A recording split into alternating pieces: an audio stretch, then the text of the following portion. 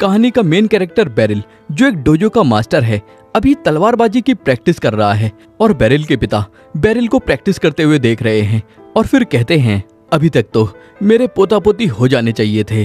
Beryl कहता है, मुझे लगा था आप मेरी तलवारबाजी देख रहे हैं।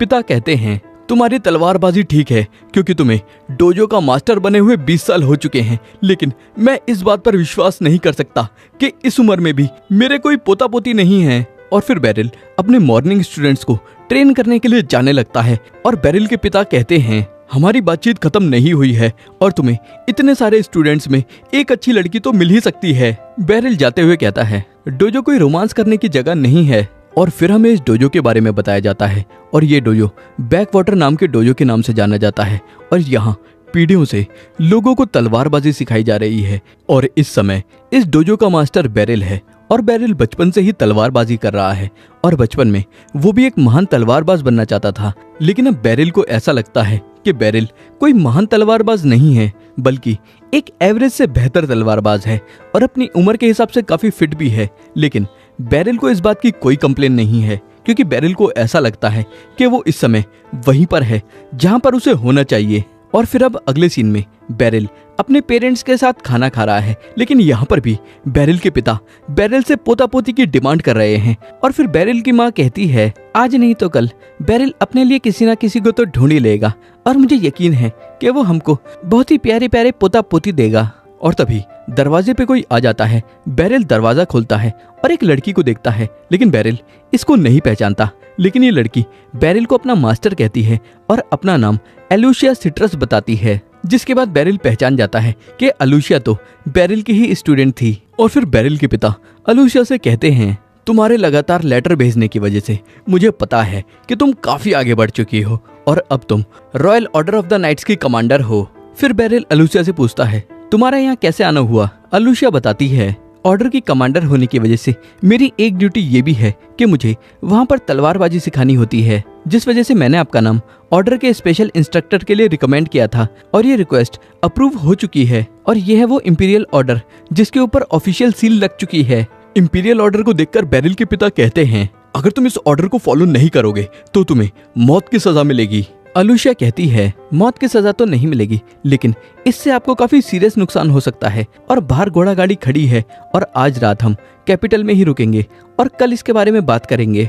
बेरिल के पिता कहते हैं, जाओ यहाँ से और कैपिटल में अपने लिए कोई बीवी ढूंढ लेना। और तुम्हारे साइड में बैठी हुई खूबसूरत लड़की के बारे में तुम्हारा क्या ख्याल है?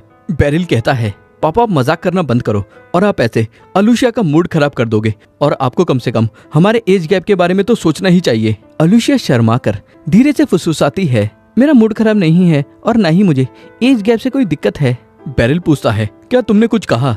एलुसिया कहती है, नहीं कुछ नहीं कहा। और फिर ये दोनों कैपिटल के लिए निकलते हैं और बेरिल नोटिस करता है कि एलुसिया के पास अभी भी वो तलवार है जो बेरिल ग्रेजुएट होने पर अपने स्टूडेंट्स को देता है। और फिर बेरिल कहता है, मुझे खुशी है कि तुम्हारे पास अभी भी ये तलवार है, लेकिन गांव के लोहार से बनी हुई तलवार एक कमांडर को सूट नहीं करती। एलुसिया कहती है, नहीं ये तलवार मेरे लिए बिल्कुल सही है। ये सुनकर बेरिल सोचता है, एलुसिया को अभी भी ऐसा लगता है कि उसका टीचर उससे ऊपर है, लेकिन सच्चाई तो ये है कि मैं बहुत ज्यादा बूढ़ा हो चुका हूँ एक स्पेशल इंस्ट्रक्टर बनने के लिए। फिर एलुसिया कहती है, मैं इस बात से काफी ज्यादा एक्साइटेड हूँ कि एक छोटी सी जगह से आया हुआ स्वॉर्ड मास्टर अब कैपिटल में काम करेगा। बेरिल पूछता है, हाँ लेकिन वो स्वॉर्ड मास्टर कौन है? एलुसिया कहती है, ऑफ कोर्स मैं आपकी बात कर रही हूँ मास्टर, क्योंकि आप बैकवाटर के स्वॉर्ड मास्टर हो जिसने काफी सारे फेमस नाइट्स और एडवेंचरर्स को ट्रेन किया है और हर अच्छा तलवारबाज आपके बारे में जानता है। एलुसिया की बात सुनने के बाद बेरिल सोचता है, एलुसिया शायद अकेली वो इंसान होगी जो ऐसा सोचती है। और फिर ये लोग बाल्ट्रेन नाम की कैपिटल में पहुंच जाते हैं। और फिर अब अगले दिन एलुसिया बेरिल के तारीफों के झंडे गाड़ रही है और बेरिल को खुद से भी बेहतर तलवारबाज बताती है, जो सुनकर बेरिल भी परेशान है क्योंकि बेरिल को नहीं लगता कि वो कोई बहुत अच्छा तलवारबाज है।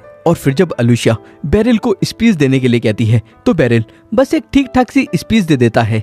और ये नाइट जो ऑर्डर का वाइस कमांडर है, इसको इस समय काफी ज्यादा गुस्सा आ रहा है। और फिर बाद में एलुसिया और बेरिल बातें कर रहे हैं और एलुसिया कहती है, आपको डॉक्यूमेंट्स के हिसाब से यहाँ पर हर महीने बस 3 से 4 बार सिखाने आना होगा, जिससे आपके डोजो पर भी ज्यादा असर नहीं पड़ेगा। तभी एक फीमेल नाइट भागते हुए आती है और कहती है, मास्टर हमें मिले हुए काफी समय हो चुका है अलुशिया कहती है, कुरुनी तुम्हें पता है ना कि एक नाइट को ऐसे नहीं दौड़ना चाहिए। कुरुनी का नाम सुनकर बेरिल कुरुनी को पहचान लेता है और याद करता है कि कुरुनी ने 2 साल बेरिल से ट्रेनिंग ली है और एक नाइट बनने के लिए इसने काफी ज्यादा मेहनत करी थी। जिसके बाद बेरिल कहता है, ये देखकर मुझे खुशी हुई कि तुम्हारा सपना सच हो चुका है। और फिर जब बेरिल रात में वापस अपने घर पहुंचता है तो देखता है कि बेरिल का एक्स स्टूडेंट रांड्रिड अपने बीवी बच्चे के साथ घर के अंदर बैठा हुआ है। रांड्रिड बेरिल को ग्रीट करता है और बेरिल कहता है, तुम्हें देखकर अच्छा लगा रांड्रिड, और मैं आजकल में ही अपने काफी स्टूडेंट से मिल चुका हूँ। और फिर बेरिल के पिता कहते हैं, बेरिल तुम्हारी यहाँ पर कोई जरूरत नहीं है और तुम बाल्ट्रेन में जाकर सेटल हो जाओ और तब तक वापस मत आना जब तक तुम अपने लिए कोई बीवी नहीं ढूंढ लेते, क्योंकि मुझे जल्दी से अपने पोता पोती खिलाने हैं और तुम्हारे वापस आने तक रांड्रिड यहाँ पर डोजो को संभाल लेगा। और फिर बेरिल रांड्रिड से कहता है, तुम अपने बीवी बच्चों के साथ वापस विलेज में आकर सेटल होना चाहते हो और एक प्लेटिनम रैंक एडवेंचरर के लिए ये काफी बड़ी बात है। रांड्रिड कहता है, मैं एक प्लेटिनम रैंक एडवेंचरर बस आपकी ट्रेनिंग की वजह से बन पाया। बेरिल कहता है, मुझे तुम्हें ट्रेन करे हुए 10 साल से ज्यादा हो चुके हैं और इसमें बस तुम्हारी मेहनत है।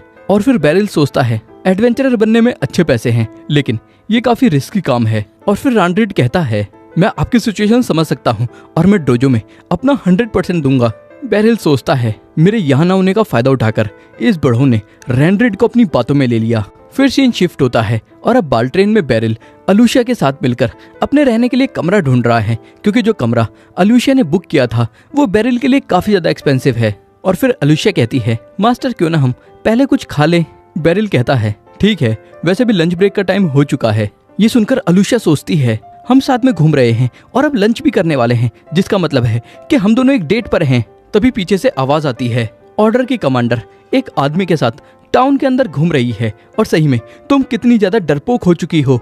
ये सुनकर बेरिल अपना मुंह छुपा लेता है और सोचता है, इसमें मेरी ही गलती है, क्योंकि कमांडर अगर मेरे जैसे बूढ़े आदमी के साथ घूमेंगी तो उनकी इमेज खराब हो जाएगी। अलुशिया कहती है, तो ये तुम हो लिसेंड्रा, और अपनी बकवास बंद करो और बस मैं अपनी ड्यूटी कर रही हूँ। लिसेंड्रा कहती है, क्या सही में ये तुम्हारी ड्यूटी है? बेरिल कहता है, अलुशिया क्या तुम इसको जानती हो? अलुशिया कहती है, मास्टर मैं इसको ज्यादा अच्छे से नहीं जानती और आपको भी इस पर ध्यान देने की कोई जरूरत नहीं है। और फिर अलुशिया गुस्से में आगे बढ़ने लगती है और लिसेंड्रा अलुशिया के सामने खड़े होकर कहती है, तुम्हारी हिम्मत कैसे हुई एक अनजान आदमी को अपना मास्टर कहने की? ये कहते के साथ लिसेंड्रा बेरिल के सामने से नक्शा हटाकर उसका चेहरा देखती है और बेरिल नोटिस करता है कि लिसेंड्रा के पास एक ब्लैक प्लेट है, जिसका मतलब है कि लिसेंड्रा एक ब्लैक रैंक एडवेंचरर है। और लिसेंड्रा नोटिस करती है कि बेरिल लिसेंड्रा को नहीं पहचानता और लिसेंड्रा कहती है, मैं समझ सकती हूँ कि आप मुझे नहीं पहचानते, क्योंकि अब इस बात को 20 साल हो चुके हैं, लेकिन मास्टर ये मैं हूँ, सुरेना लिसेंड्रा, और आपने मुझे बचपन में अपने साथ ले जाकर तलवारबाजी सिखाई थी। और फिर बेरिल को याद आ जाता है कि लिसेंड्रा बेरिल को बचपन में मिली थी और बेरिल ने फिर लिसेंड्रा को तलवारबाजी सिखाई थी। और फिर लिसेंड्रा कहती है, मैं अपनी सक्सेस स्टोरी के बारे में आपको बताना चाहती थी, लेकिन कभी मुझे समय ही नहीं मिला, जिस वजह से मैं आपसे माफी मांगती हूँ। बेरिल कहता है, मैं समझ सकता हूँ कि बड़े होने के बाद लोग बिजी हो जाते हैं और तुम्हें ऐसे देखकर मैं काफी खुश हूँ।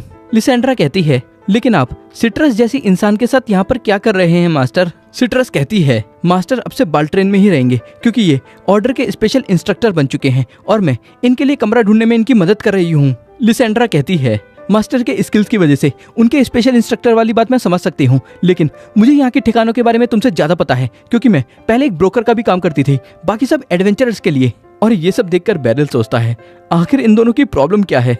और फिर लिसेंड्रा बेरिल के लिए रूम ढूंढ देती है। और फिर अगले सीन में अब नाइट्स तलवारबाजी की प्रैक्टिस कर रहे हैं और ऑर्डर का वाइस कमांडर हैंडब्लिट्स ड्रॉट अपने स्पेशल मूव का इस्तेमाल करके घूम घूम कर हिट करता है, जिससे दूसरा नाइट हार जाता है। और फिर अलुशिया सबसे कहती है, आज सभी को लॉर्ड बेरिल ट्रेन करेंगे, इसलिए सीरियस ट्रेनिंग के लिए तैयार हो जाओ। लेकिन तभी वाइस कमांडर हैंडब्लिट्स कहता है, हमारी नाइट्स की फोर्स, जिसे लिबेरियन ऑर्डर कहा जाता है, उसको ट्रेन करने के लिए ताकतवर होना बहुत जरूरी है, जिस वजह से मैं देखना चाहूंगा कि लॉर्ड बेरिल आप कितने ताकतवर हो। और ये कहकर मैं आपकी कोई डिसरिस्पेक्ट नहीं कर रहा, लेकिन मैं आपके साथ तलवारबाजी करना चाहूंगा। अलुशिया कहती है, मैं इसके लिए तैयार हूँ और मास्टर आपके लिए ये अच्छा मौका है अपने स्किल्स सबको दिखाने का। और फिर अब बेरिल और हैंडब्लिट्स एक दूसरे से लड़ने के लिए आमने सामने खड़े हैं और बेरिल सोच रहा है, मैं बस एक बूढ़ा आदमी हूँ और मैं अपनी पूरी कोशिश करूंगा कि मैं अलूशिया के सामने ज्यादा बुरी तरीके से ना हारूं। और फिर हैंडब्लिट्स एक के बाद एक बैरल पर हमले करते जाता है, लेकिन बैरल सारे ही अटैक ब्लॉक कर लेता है और हैंडब्लिट्स के एक अटैक की डायरेक्शन को चेंज करके बैरल हैंडब्लिट्स की ठुड्डी पर हिट कर देता है। जिसके बाद ये दोनों दोबारा अपने लड़ने की पोजीशन पर जाने लगते हैं और बैरल सोचता है, मैंने सोचा था कि मैं एन मौके पर रुक जाऊंगा, लेकिन मैंने गलती से उसको हिट कर दिया और एक इंस्ट्रक्टर के तौर पर यह चीज बिल्कुल भी एक्सेप्टेबल नहीं है। और फिर ये दोनों दोबारा लड़ना शुरू करते हैं और हैंडब्लिट्स दोबारा बैरल के ऊपर अपने हमलों की बारिश कर देता है, लेकिन इस बार भी बैरल बड़े ही आसानी से हैंडब्लिट्स के सारे ही हमले ब्लॉक कर लेता है। और बैरल इस समय हैंडब्लिट्स के मूव्स को काफी अच्छे से रीड कर पा रहा है और हैंडब्लिट्स पर भारी पड़ रहा है, जिस वजह से हैंडब्लिट्स अपने स्पेशल मूव का इस्तेमाल करता है और घूम घूम कर बैरल के ऊपर हमला करता है। लेकिन हैंडब्लिट्स के पसीने छूट जाते हैं क्योंकि हैंडब्लिट्स के सामने तो कोई है ही नहीं और बैरल पीछे से हैंडब्लिट्स के ऊपर तलवार रखकर ये मैच जीत जाता है। लेकिन ये मैच हारने के बाद हैंडब्लिट्स बैरल का फैन हो चुका है और वहां खड़े हुए सभी नाइट्स ये देखकर काफी हैरान हैं कि बैरल ने हैंडब्लिट्स को इतने आसानी से हरा दिया, क्योंकि हैंडब्लिट्स एक काफी अच्छा तलवारबाज है। फिर सीन शिफ्ट होता है और अब हैंडब्लिट्स इनको ट्रीट दे रहा है और बैरल से कहता है, मैं अपनी बदतमीजी के लिए आपसे माफी मांगता हूँ। अलूशिया कहती है, मैंने तुम्हें पहले ही बताया था कि मास्टर बैरल स्ट्रांग हैं। और फिर हैंडब्लिट्स बैरल से पूछता है, मैं ये आपसे जानना चाहूंगा कि आप अचानक मेरे स्पिनिंग अटैक से बचकर मेरे पीछे कैसे आ गए थे। बैरल बताता है, जब तुम स्पिन करते हुए मुझ पर हमला कर रहे थे तब मैं तुम्हारी टाइमिंग को मैच करके तुम्हारे पीछे आ गया, और अगर तुम्हारे अटैक्स इतने सीधे नहीं होते तो तुम मुझको हरा देते। ये सुनकर हैंडब्लिट्स कहता है, मैं आपसे तलवारबाजी सीखने के लिए काफी एक्साइटेड हूँ। फिर अगले सीन में हम देखते हैं कि बैरल के पिता और रांडेड आपस में बात कर रहे हैं और पिता डोजो संभालने के लिए रांडेड को शुक्रिया कहते हैं। और रांडेड कहता है, मुझे खुशी होगी अगर मास्टर बैरल अपना नाम बनाएंगे तो, क्योंकि मैं एक एडवेंचरर के तौर पर काफी जगहों पर गया हूँ, लेकिन मैंने आज तक मास्टर बैरल से अच्छा तलवारबाज नहीं देखा है। और फिर पिता कहते हैं, मैं काफी समय से इसी चीज का इंतजार कर रहा था और भले ही ये चीज काफी देर से ही हो, लेकिन अब तुम्हारा समय आ चुका है और अब सब कुछ तुम्हारे ही हाथ में है बैरल। और फिर अब बैरल नाइट्स को तलवारबाजी की ट्रेनिंग दे रहा है, लेकिन जब बैरल किसी नाइट्स को कोई टेक्निक सिखाता है तो बाकी सब नाइट्स हैरान होकर बैरल की टेक्निक को देखने लगते हैं। और ये देखकर बैरल सोचता है, मैं कोई ऐसी खास चीज भी नहीं बता रहा जो सुनने के लिए सभी लोग रुककर खड़े हो जाएं। फिर ट्रेनिंग के बाद बैरल रेस्ट करते हुए सोचता है, मेरे हैंडब्लिट्स के साथ मैच की वजह से ये सभी लोग मेरी बात इतनी ध्यान से सुनते हैं। हालांकि उस समय मैं भी बहुत घबराया हुआ था। तभी कुरुनी बैरल के पास पहुंचती है और कहती है, मास्टर अगर आज आप दिन में फ्री हैं तो मैं आपको कैपिटल में घुमाना चाहती हूँ।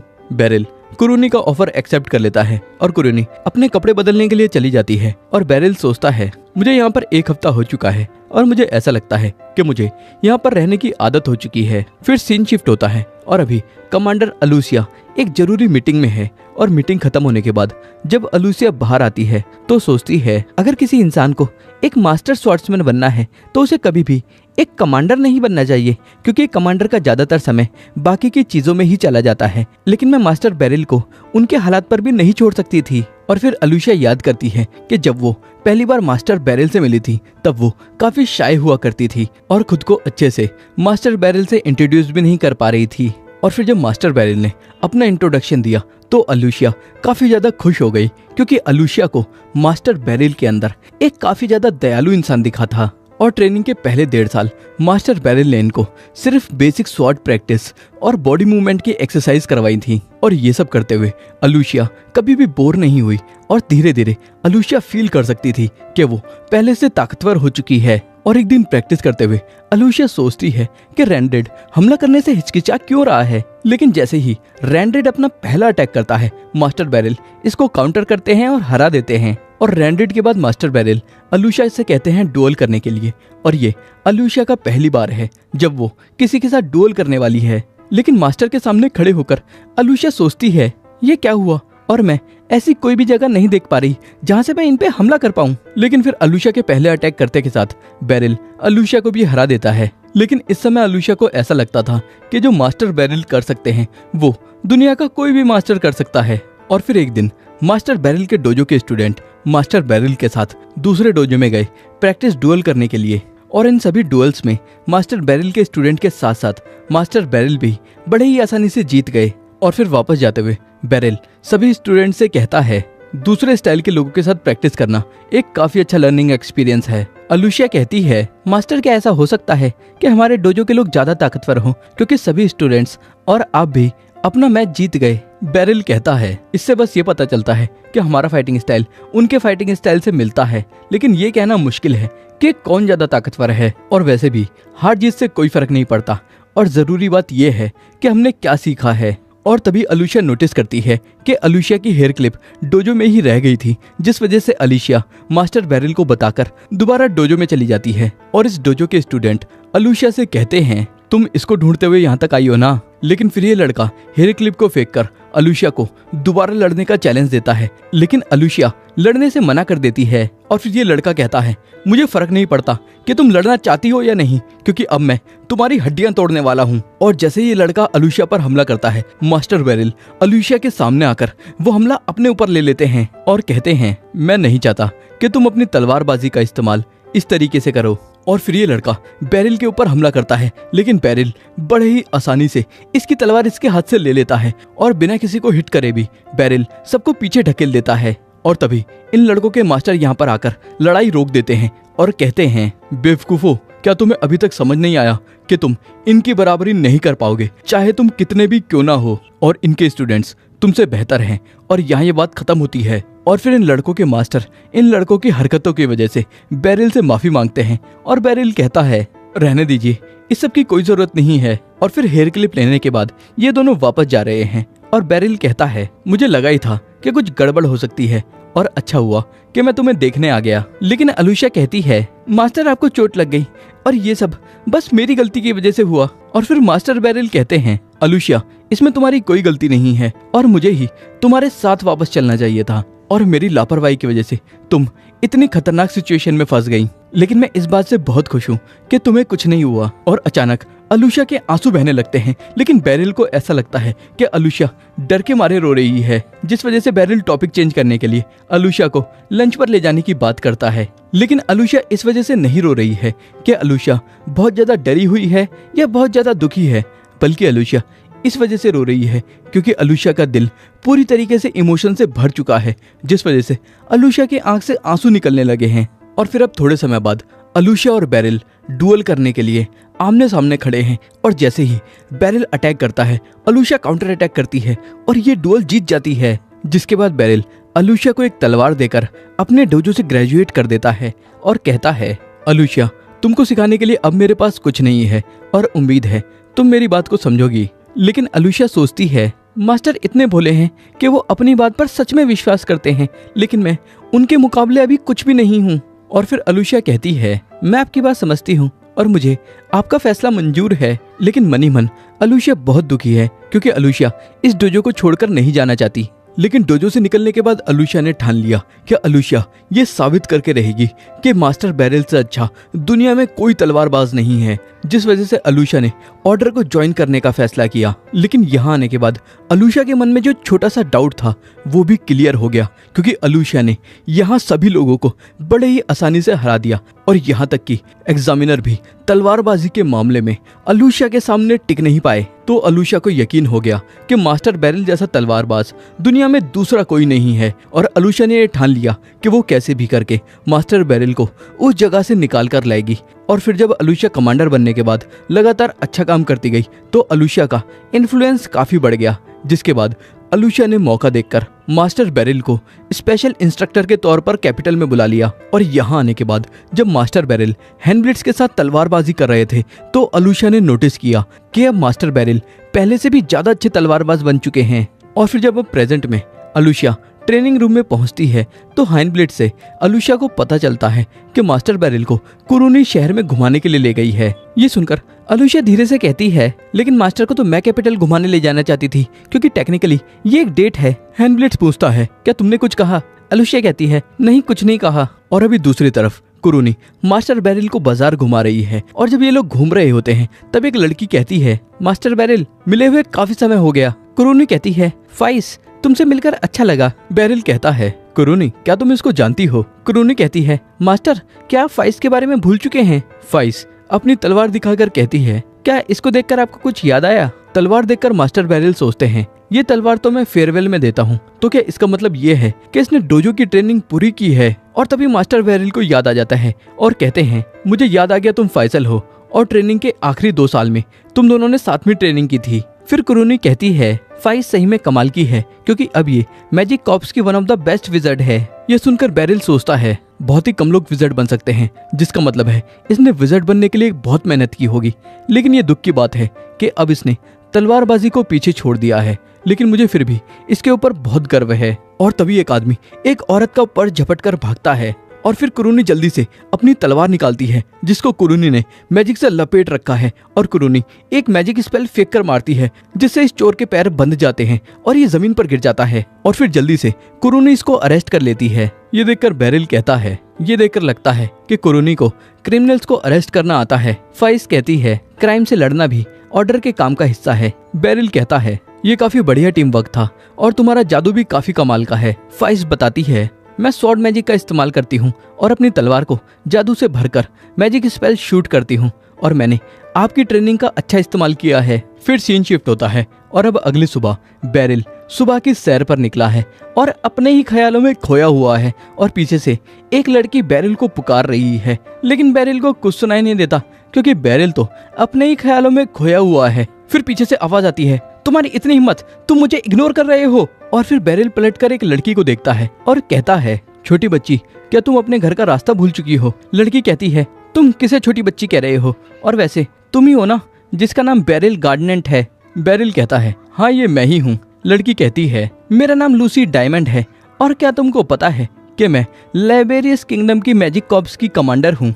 लेकिन बेरिल को लगता है कि ये बच्ची अपने बचपने में ये सब बोल रही है। और फिर बेरिल कहता है, छोटी लूसी, वैसे तुम कहाँ रहती हो? और फिर गुस्से में लूसी अपना मैजिक दिखाती है, जो देखकर बेरिल कहता है, अच्छा तो तुम सही में मैजिक कॉर्प्स की कमांडर हो? लूसी कहती है, हाँ बिल्कुल, और जब कोई साथ में सैर करने पर जाता है तो ज्यादा मजा आता है ना। और फिर सैर करते हुए ये दोनों बातें करते हैं और लूसी कहती है, फाइस तुमसे मिलकर काफी खुश हो गई थी और उसके जादू के साथ साथ उसकी तलवारबाजी भी काफी कमाल की है। बेरिल कहता है, फाइस यहाँ तक अपनी मेहनत से पहुंची है क्योंकि मैंने तो बस उसे बेसिक सिखाए थे। और क्या तुम भी तलवारबाजी सीखना चाहोगी छोटी लूसी? लूसी कहती है, मुझे बच्चे की तरह ट्रीट करना बंद करो क्योंकि मैं तुमसे ज्यादा बड़ी हूँ। और फिर बातें करते करते लूसी बेरिल को अपने साथ यहाँ पर ले आती है और कहती है, मुझे जादू बहुत पसंद है और मैं डेली अपने स्किल्स को इम्प्रूव करने की कोशिश करती हूँ। बेरिल कहता है, मैं तुम्हारी बात समझ सकता हूँ क्योंकि मैं भी तलवारबाजी की डेली प्रैक्टिस करता हूँ। लूसी कहती है, मैं देखना चाहती हूँ कि मैं कितनी बेहतर हो चुकी हूँ और उन चीजों को टेस्ट करना चाहती हूँ जो मैंने सीखी हैं। और क्या तलवारबाज भी ऐसा ही सोचते हैं? बेरिल कहता है, हाँ मैं तो बिल्कुल ऐसा ही सोचता हूँ क्योंकि इससे इम्प्रूवमेंट के बारे में पता चलता है। लूसी कहती है, मैं अपने स्किल्स को अभी टेस्ट करना चाहती हूँ उस इंसान के साथ जिसके पास काफी कमाल के स्किल्स हों। और अचानक लूसी एक फायर अटैक करती है जिसको बेरिल डॉज कर लेता है, जिसके बाद लूसी दोबारा अटैक करने के लिए तैयार हो जाती है और बेरिल भी तलवार निकाल के लड़ने के लिए तैयार हो जाता है। और फिर लूसी बेरिल के ऊपर लगातार फायर अटैक करती जाती है, लेकिन बेरिल भी सारे अटैक्स को ब्लॉक कर लेता है और डॉज कर लेता है। और इसके बाद लूसी बेरिल के ऊपर बर्फ के बड़े बड़े गोले फेंक कर मारती है, लेकिन बेरिल इनको भी अपनी तलवार से काट डालता है। और फिर लूसी की तरफ भागते हुए सोचता है, मैं इसको जान से नहीं मारना चाहता, जिस वजह से मुझे अपने तलवार के फ्लैट हिस्से से इसे मारकर बेहोश करना होगा। और जब बेरिल लूसी के काफी करीब पहुंचकर लूसी को हिट करने ही वाला होता है, तभी अचानक लूसी अपने चारों ओर आग का टॉर्नेडो बना देती है, जिसके कारण बेरिल लूसी को हिट नहीं कर पाता। और फिर लूसी कहती है, तुम्हें क्या लगता है कि मैं बस इतना ही कर सकती हूँ? और ये कहते के साथ लूसी बेरिल के ऊपर आग के गोलों की बारिश कर देती है। लेकिन जब बेरिल आग के गोलों को डॉज कर रहा होता है, तब लूसी कहती है, क्या तुम आज से पहले भी किसी विज़र्ड से फाइट कर चुके हो? बेरिल कहता है, नहीं, आज मैं पहली बार किसी विज़र्ड से फाइट कर रहा हूँ। और जैसे ही बेरिल आग के गोलों से बचता है, वैसे ही एक काफी बड़ा बर्फ का गोला बेरिल के ऊपर से गिरने लगता है। लेकिन बेरिल इस बर्फ के गोले की डायरेक्शन चेंज करके इसे लूसी के ऊपर फेंक देता है, लेकिन लूसी अपनी फायर का इस्तेमाल करके इस आग के गोले को भाप बना देती है और भाप के अंदर से बेरिल लूसी के ऊपर अटैक करता है। और जब बेरिल लूसी के काफी करीब पहुंच जाता है, तब एक बिजली के झटके से बेरिल पीछे हट जाता है और लूसी को हिट नहीं कर पाता। और फिर लूसी कहती है, मुझे लगा नहीं था कि मुझे इस हद तक जाना पड़ेगा। और फिर लूसी काफी अलग तरीके का स्पेल एक्टिवेट करती है, जिसे देखकर बेरिल सोचता है, अगर इसने मुझे इस स्पेल से हिट कर दिया तो मैं नहीं बचने वाला। और फिर जब लूसी बेरिल को हिट करने ही वाली होती है तभी अचानक लूसी रुक जाती है और कहती है, हाँ अब बस बहुत हुआ और मैं एक बच्चे की तरह इसमें इन्वॉल्व हो गई थी, और अगर मेरे पिछले स्पेल पर भी तुमने कोई रिएक्शन नहीं दिया तो इसको कंटिन्यू करने का कोई फायदा नहीं है। बेरिल कहता है, लेकिन अगर तुम अपने आखिरी स्पेल से मुझे हिट कर देती तो मेरे साथ क्या होता? लूसी कहती है, उससे तुम्हारा कचुम्बर निकल जाता, लेकिन मुझे ये मानना पड़ेगा कि तुम काफी स्ट्रांग हो और अब मैं समझ सकती हूँ कि फाइस तुम्हारी इतनी रिस्पेक्ट क्यों करती है। बेरिल कहता है, तुम सही में काफी दयालु हो, क्योंकि अगर तुम अपनी पूरी पावर से मुझ पर हमला करती तो तुम कभी भी मुझे मार सकती थी। लूसी कहती है, तुम कुछ ज्यादा ही हम्बल हो। बेरिल कहता है, ऐसा नहीं है, क्योंकि मैंने अभी तक अपने बूढ़े पिता को नहीं हराया है और अभी मुझे काफी कुछ सीखना है। फिर लूसी कहती है, तुम चाहो तो मेरे मैजिक इंस्टीट्यूट में आ सकते हो। बेरिल कहता है, मुझे मौका मिलेगा तो मैं आ जाऊंगा, लेकिन मेरे अंदर मैजिक का कोई टैलेंट नहीं है। फिर सीन शिफ्ट होता है और आज की ट्रेनिंग खत्म होने के बाद बेरिल जब जा रहा होता है तो फाइस बेरिल को मिलती है और बेरिल फाइस से पूछता है, क्या तुम किसी काम से यहाँ पर आई हो? फाइस बताती है, मैं यहाँ पर मैजिक पोशंस लेकर आई हूँ और मैजिक कॉर्प्स ऑर्डर को मैजिक पोशन सेल करता है और कमांडर लूसी ने मुझे सब कुछ बताया और उसकी माफी के लिए कमांडर लूसी ने ये मैजिक पोशन आपके लिए भेजा है। बेरिल कहता है, इसका मतलब है कि वो छोटी बच्ची सही में एक कमांडर है। फाइस कहती है, कमांडर लूसी अपने मैजिक का इस्तेमाल करती हैं जवान दिखने के लिए और सही में किसी को भी ये बात नहीं पता कि असल में उनकी कितनी एज है। फिर बेरिल कहता है, उनसे लड़ते हुए मुझे लगा था कि मैं मरने वाला हूँ, क्योंकि मेरे ऊपर एक के बाद एक हमले होते ही जा रहे थे और मैं दोबारा किसी विज़र्ड से फाइट नहीं करने वाला।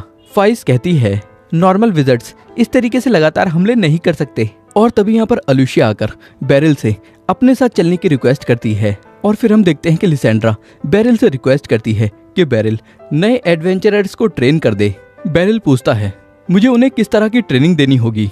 लिसेंड्रा बताती है, आपको उनको डंजन अटैक के लिए ट्रेन करना होगा। डंजन अटैक सुनकर बेरिल याद करता है कि जब बेरिल काफी जवान था तब वो एक डंजन के अंदर गया था, क्योंकि इस काम में काफी अच्छा पैसा है। लेकिन बेरिल डंजन से भागते हुए बाहर निकला था और इस काम में बेरिल की अच्छी धुलाई हो गई थी। और फिर बेरिल कहता है, डंजन का काम काफी खतरनाक है। लिसेंड्रा कहती है, अगर आपकी मदद मिलेगी तो इस काम में कोई दिक्कत नहीं होगी। और मास्टर, आप कम से कम एक बार चलकर गिल्ड मास्टर से तो बात कर ही सकते हैं। और फिर अब अगले सीन में बेरिल लिसेंड्रा के साथ एडवेंचरर गिल्ड में पहुंच चुका है और जैसे ही बेरिल गिल्ड मास्टर के ऑफिस में पहुंचता है देखता है कि यहाँ पर लूसी पहले से ही बैठी हुई है। लूसी बेरिल को हाय कहती है और बेरिल पूछता है, आखिर तुम यहाँ पर क्यों हो? लूसी कहती है, मैं यहाँ पर तुम्हारा इंतजार कर रही थी। और फिर गिल्ड मास्टर खड़ा होता है और कहता है, मेरा नाम नीडस है और मैं लिबेरियस एडवेंचरर्स गिल्ड का हेड हूँ। और फिर बेरिल भी खुद को इंट्रोड्यूस करता है, जिसके बाद नीडस कहता है,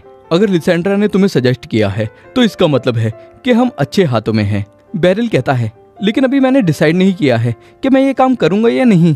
तभी लूसी कहती है, मैं पहले ही तुम्हारे बारे में इनको बता चुकी हूँ। नीडस कहता है, इसका मतलब है कि चिंता करने की कोई बात नहीं है। और ये सुनकर बेरिल सोचता है, लगता है इन लोगों ने मेरी मर्जी को इग्नोर कर दिया। और फिर अब ये लोग बैठकर बात कर रहे हैं और गिल्ड मास्टर का असिस्टेंट मेगन कहता है, मास्टर बेरिल, आपके पास एडवेंचरर होने का कोई एक्सपीरियंस नहीं है और एक ब्लैक रैंक एडवेंचरर और कमांडर ने आपके सपोर्ट में हमसे बातें की हैं, लेकिन एक एमेच्योर का डंजन अटैक में जाना सही नहीं है, जिस वजह से मैं चाहता हूं कि आप लिसेंड्रा के साथ डुअल करें और इससे आपके स्किल्स के बारे में हमें सब कुछ पता चल जाएगा। ये सुनकर बेरिल थोड़ा परेशान हो जाता है, लेकिन बाकी सबको ये एडवाइस काफी अच्छी लगती है।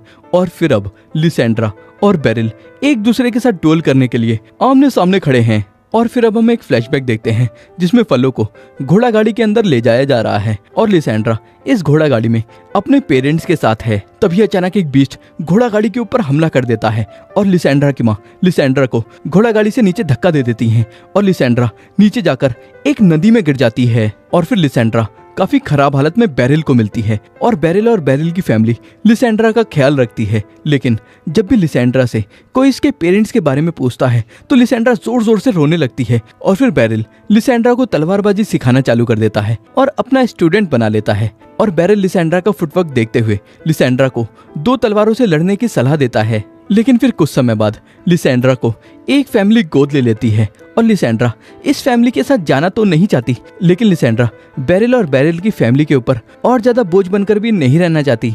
और फिर लिसेंड्रा के बड़े होने के बाद ट्रैवल करते हुए एक एडवेंचरर लिसेंड्रा से पूछता है, तुम एक एडवेंचरर क्यों बनी हो? लिसेंड्रा कहती है, क्योंकि मैं इस दुनिया में घूमना चाहती हूँ और इस दुनिया को देखना चाहती हूँ। और तभी अचानक कुछ लुटेरे इनको घेर लेते हैं और जो एडवेंचरर लिसेंड्रा के साथ है कहता है थोड़ा संभल कर, क्योंकि ये आदमी अपनी तलवारबाजी के लिए फेमस है।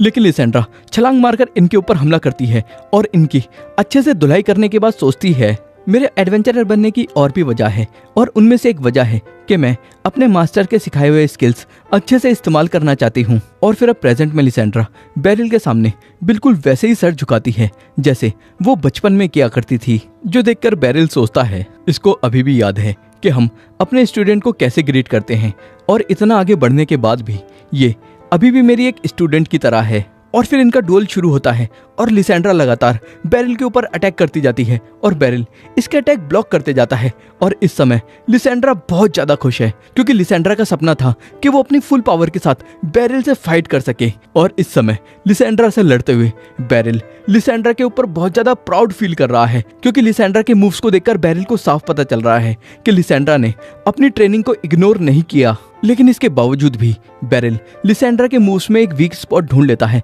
और इसका फायदा उठाकर बेरिल पहले तो एक तलवार लिसेंड्रा के हाथ से अलग कर देता है और उसके बाद लिसेंड्रा का बैलेंस खराब करके लिसेंड्रा को जमीन पर गिरा देता है और ये फाइट जीत जाता है। और इस चीज से लिसेंड्रा काफी खुश होती है और बेरिल को शुक्रिया कहती है। और यहाँ खड़े हुए एडवेंचरर जोर जोर से इनको चीयर करने लगते हैं। और फिर मीगन बेरिल को डाउट करने के लिए बेरिल से माफी मांगता है, लेकिन बेरिल कहता है इसमें माफी मांगने वाली कोई बात नहीं है, क्योंकि तुम्हारा मुझ पर डाउट करना बिल्कुल नेचुरल था। फिर सीन शिफ्ट होता है और इन 3 नए एडवेंचरर्स के साथ बेरिल और लिसेंड्रा डंजन के अंदर जाते हैं। और आज की इस ट्रेनिंग में इन लोगों को इस डंजन को क्लियर करके बिल्कुल सही सलामत बाहर आना है। और एक एडवेंचरर के पास एक स्पेशल गैजेट है जिससे उसे मॉन्स्टर्स का पता चल जाता है। और फिर ये बिगिनर एडवेंचरर्स गॉब्लिन को बड़े ही आसानी से मार देते हैं। और फिर इस डंजन को अच्छे से सर्च करने के बाद और सभी मॉन्स्टर्स को मारने के बाद ये लोग डंजन से बाहर आने वाले हैं। और लिसेंड्रा कहती है जैसे ही हम लोग इस डंजन से बाहर पहुंचेंगे आज की ट्रेनिंग खत्म हो जाएगी। लेकिन ये काफी अजीब बात है कि हमें डंजन के अंदर ज्यादा मॉन्स्टर्स नहीं मिले। तभी अचानक बेरिल कुछ सेंस करता है और इस एडवेंचरर का गैजेट भी फट जाता है और जो एडवेंचरर सबसे आगे चल रहा था उसके ऊपर एक मॉन्स्टर हमला कर देता है। और फिर बेरिल और लिसेंड्रा जल्दी से डंजन से बाहर आ जाते हैं और बाकी एडवेंचरर्स को डंजन के अंदर रहने के लिए कहते हैं। और अब इनके सामने एक काफी बड़ा और पावरफुल मॉन्स्टर खड़ा हुआ है और जिस एडवेंचरर पर हमला हुआ है उसकी हालत काफी खराब है। और फिर जब ये मॉन्स्टर एक दहाड़ मारता है तो इसकी दहाड़ से जोर से हवाएं चलने लगती हैं। और लिसेंड्रा कहती है इस मॉन्स्टर का नाम ज़ीनोग्रेबल है और लगता है कि इसी मॉन्स्टर की वजह से हमें डंजन के अंदर इतने कम मॉन्स्टर मिले। और बेरिल कहता है लिसेंड्रा क्या तुम्हारे पास कोई पोशन है? लिसेंड्रा कहती है मेरे पास 2 मैजिक पोशन हैं। बेरिल सोचता है जब लिसेंड्रा इस मॉन्स्टर से फाइट कर रही होगी तो मैं जल्दी से जाकर पोटा को मैजिक पोशन पिला दूंगा और उसकी मदद करूंगा। और बेरिल फिर लिसेंड्रा से पोशन लेने के लिए अपना हाथ आगे बढ़ाता है, लेकिन लिसेंड्रा बेरिल को ताली देकर कहती है ठीक है मैं समझ गई और मैं जाकर पोटा की मदद करती हूँ। और इस मिसअंडरस्टैंडिंग की वजह से बेरिल की हालत खराब हो जाती है। लेकिन इस मॉन्स्टर के बेरिल के ऊपर हमला करने की वजह से बेरिल को अब इस मॉन्स्टर से लड़ाई करनी पड़ रही है। और फिर इस मॉन्स्टर के काफी सारे अटैक ब्लॉक करने के बाद जब बेरिल इसके पैर पर काउंटर अटैक करता है तो इसके पैर को काट नहीं पाता, क्योंकि इसका पैर काफी ज्यादा मजबूत मटेरियल से बना हुआ है। और फिर जब बेरिल देखता है कि लिसेंड्रा पोटा को लेकर डंजन के अंदर जा चुकी है तो सोचता है बस मुझे इसे थोड़ी देर और रोक के रखना है। और तभी अचानक ये बेरिल को हिट करके थोड़ा दूर फेंक देता है, जिससे बेरिल को भी थोड़ी चोट आ जाती है। लेकिन जैसे ही बेरिल इसके ऊपर हमला करने के लिए आगे बढ़ता है वैसे ही ये अपने मुंह से फायर अटैक करता है बेरिल के ऊपर। लेकिन बेरिल इसके अटैक को डॉज कर लेता है और इसके ऊपर अपनी तलवार से हमला करता है। लेकिन ये मॉन्स्टर भी बेरिल के हमले को डॉज कर लेता है और बेरिल के ऊपर अपनी पूंछ से हमला करता है। लेकिन बेरिल इसके अटैक को ब्लॉक कर लेता है और इसकी पूंछ को काट डालता है, जिस वजह से इस मॉन्स्टर को काफी गुस्सा आ जाता है और ये बेरिल के ऊपर अपने हेड से अटैक करता है और बेरिल को दूर ढकेलता हुआ ले जाता है। लेकिन बेरिल भी मौका देखकर इसकी पीठ के ऊपर चढ़ जाता है, जिसके बाद ये मॉन्स्टर हवा में काफी हाई स्पीड में उड़ता है जिससे बेरिल जमीन पर गिर जाए। लेकिन बेरिल इसको नहीं छोड़ता और ये मॉन्स्टर फिर वापस जमीन के ऊपर लैंड हो जाता है और बेरिल इसकी पीठ पर से उतर जाता है, जिसके बाद ये मॉन्स्टर एक स्पेशल अटैक करता है जिससे ये आसपास की सारी जमीन को लावा बना देता है। और बेरिल लावा से बचने के लिए थोड़ी ऊंचाई पर चढ़ जाता है, लेकिन ये लावा जैसी जमीन बढ़ती ही जा रही है और अब ये बढ़ते बढ़ते उन बच्चों के पास पहुंच चुकी है जो डंजन के अंदर छिपे हुए हैं। और अपने आसपास लावा देखकर बच्चे जोर जोर से चिल्लाने लगते हैं और उनकी आवाज सुनकर बैरल सोचता है अब मेरे पास बिल्कुल टाइम नहीं बचा है। और फिर बैरल इस लावा जैसी जमीन के ऊपर भागता हुआ जाता है और मॉन्स्टर से लड़ना चालू कर देता है और मौका देखकर अपनी तलवार मॉन्स्टर की आंख में घुसाकर उसकी आंख फोड़ देता है। लेकिन इसमें बैरल की तलवार टूट जाती है और तभी अचानक ऊपर से लिसेंड्रा सरप्राइज अटैक करती है और इस मॉन्स्टर के सर में अपनी तलवारें घुसाकर इसको जान से मार देती है। और मॉन्स्टर के मरते के साथ आसपास की जमीन नॉर्मल होने लगती है और बैरल लिसेंड्रा से पूछता है अब पोर्ता कैसा है। लिसेंड्रा बताती है वो अब खतरे से बाहर है लेकिन उसे पूरी तरीके से ठीक होने में थोड़ा समय लगेगा। और फिर तीनों बच्चे भी डंजन से बाहर आ जाते हैं। फिर सीन शिफ्ट होता है और एडवेंचरर गिल्ड के अंदर नीडस और मीगन भी ये देखकर हैरान हो जाते हैं कि इन्होंने एक नेम्ड मॉन्स्टर को मार दिया है। लिसेंड्रा कहती है अगर हमारे साथ मास्टर बैरल नहीं होते तो अब तक हम लोग ऊपर पहुंच चुके होते। और ये सुनने के बाद नीडस बैरल की काफी ज्यादा तारीफ करता है और बैरल को एक एडवेंचरर बनने की रिक्वेस्ट करता है। लेकिन बैरल एक एडवेंचरर बनने से साफ मना कर देता है। और फिर एडवेंचरर गिल्ड से बाहर आने के बाद लिसेंड्रा बैरल से माफी मांगती है क्योंकि लिसेंड्रा को ऐसा लगता है कि ये सब लिसेंड्रा की वजह से ही हुआ है। लेकिन बैरल कहता है लिसेंड्रा इसमें तुम्हारी कोई भी गलती नहीं है और तुमने लड़ाई के दौरान जो भी डिसीजंस लिए थे वो बिल्कुल ठीक थे और उसी वजह से हम वापस जिंदा लौट पाए और तुम्हारी ऐसी ग्रोथ को देखकर मैं काफी खुश हूँ। बैरल की ये सारी बातें सुनने के बाद लिसेंड्रा को अपने बचपन के दिन याद आ जाते हैं जब लिसेंड्रा एक छोटी बच्ची हुआ करती थी और बैरल उसे तलवारबाजी सिखाया करता था।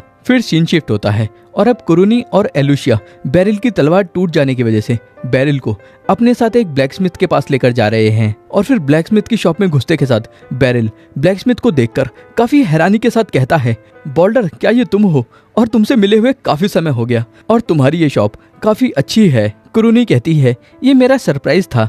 एलुशिया पूछती है मास्टर क्या बॉल्डर को जानते हो।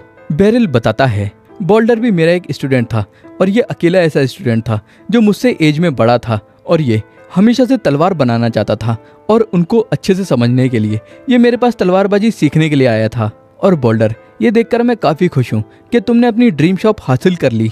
बॉल्डर कहता है मास्टर आपका शुक्रिया और मैं आपकी कैसे मदद कर सकता हूँ। और फिर सबसे पहले कुरूनी अपनी तलवार दिखाती है और बॉल्डर कुरूनी की तलवार को अच्छे से देखने के बाद कहता है मैं इसको ठीक नहीं कर सकता, तुम्हें कोई नई तलवार खरीदनी होगी। कुरूनी पूछती है ऐसा क्यों। बॉल्डर कहता है इस तलवार की सिर्फ धार कम नहीं हुई बल्कि इसके ऊपर क्रैक्स भी पड़ चुके हैं। और ये देखकर एलुशिया कहती है ऐसा नहीं होना चाहिए क्योंकि कुरूनी अपनी तलवार को खराब तरीके से हैंडल नहीं कर सकती। एलुशिया की ये बात सुनने के बाद बैरल कुरूनी से पूछता है कुरूनी जब तुम अपनी शॉर्ट तलवार को उठाती हो तो तुम्हें कैसा फील होता है। कुरूनी कहती है इसको उठाकर मुझे काफी अच्छा और काफी ज्यादा हल्का फील होता है। और ये बात सुनते के साथ बैरल और बॉल्डर प्रॉब्लम समझ जाते हैं और कुरूनी को बताते हैं ये शॉर्ट तलवार तुम्हारे लिए सही नहीं है क्योंकि अगर तुम अपने वेपन का वेट फील नहीं कर पा रही तो वो वेपन तुम्हारे लिए सही नहीं है। जिसके बाद बैरल कुरूनी को ये 2 हाथ से चलने वाली तलवार इस्तेमाल करने के लिए सजेस्ट करता है और कुरूनी ये तलवार बॉल्डर से खरीद लेती है। और फिर बैरल जब अपने लिए यहाँ पर तलवार ढूंढ रहा होता है तभी अचानक यहाँ पर लिसेंड्रा आ जाती है। और फिर बैरल जब लिसेंड्रा से यहाँ आने की वजह पूछता है तो लिसेंड्रा बॉल्डर के सामने ज़ेनोग्रेबल का पैर रख देती है और बॉल्डर से कहती है मैं चाहती हूँ कि तुम इससे मास्टर के लिए एक तलवार बनाओ।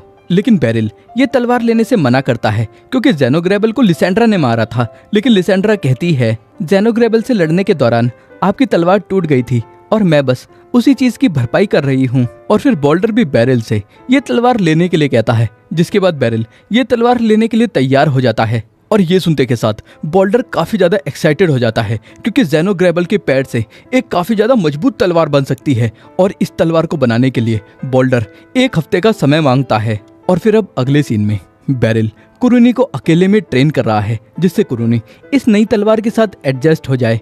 और बैरल के बस थोड़ा ही समझाने के बाद कुरूनी इस तलवार को काफी अच्छे से चला पा रही है क्योंकि जो बेसिक्स बैरल ने कुरूनी को बचपन में सिखाए थे वो बेसिक्स कुरूनी अब तक नहीं भूली है। और फिर अब रात में बार में थोड़ा ड्रिंक करने के बाद जब बैरल वापस अपने घर जा रहा होता है तभी अचानक एक बच्ची बैरल का पर्स चोरी करने की कोशिश करती है लेकिन बैरल उसका हाथ पकड़ लेता है। लड़की हाथ छुड़ाने की कोशिश करती है मगर बैरल कहता है मैं ऐसा नहीं कर सकता क्योंकि मैं चोरी को माफ नहीं करता। और तभी अचानक लड़की फायर अटैक से धमाका करके यहाँ से भाग जाती है और बेरिल भी मैजिक को इस तरीके से देखकर थोड़ा सरप्राइज हो जाता है। और फिर ये लड़की वापस अड्डे पर पहुंच जाती है जहाँ पहले से ही कुछ आदमी बैठे हुए हैं और ये लड़की कुछ पैसे रखकर कहती है ये आज की कमाई है। और ये आदमी इतने कम पैसे देकर कहता है लगता है तुम ठीक से काम नहीं कर रही हो। और तभी इनका लीडर कहता है मैवी लापरवाही नहीं कर सकती क्योंकि इसको किसी का ख्याल रखना है। और तभी ये मैवी नाम की लड़की काफी हैरान हो जाती है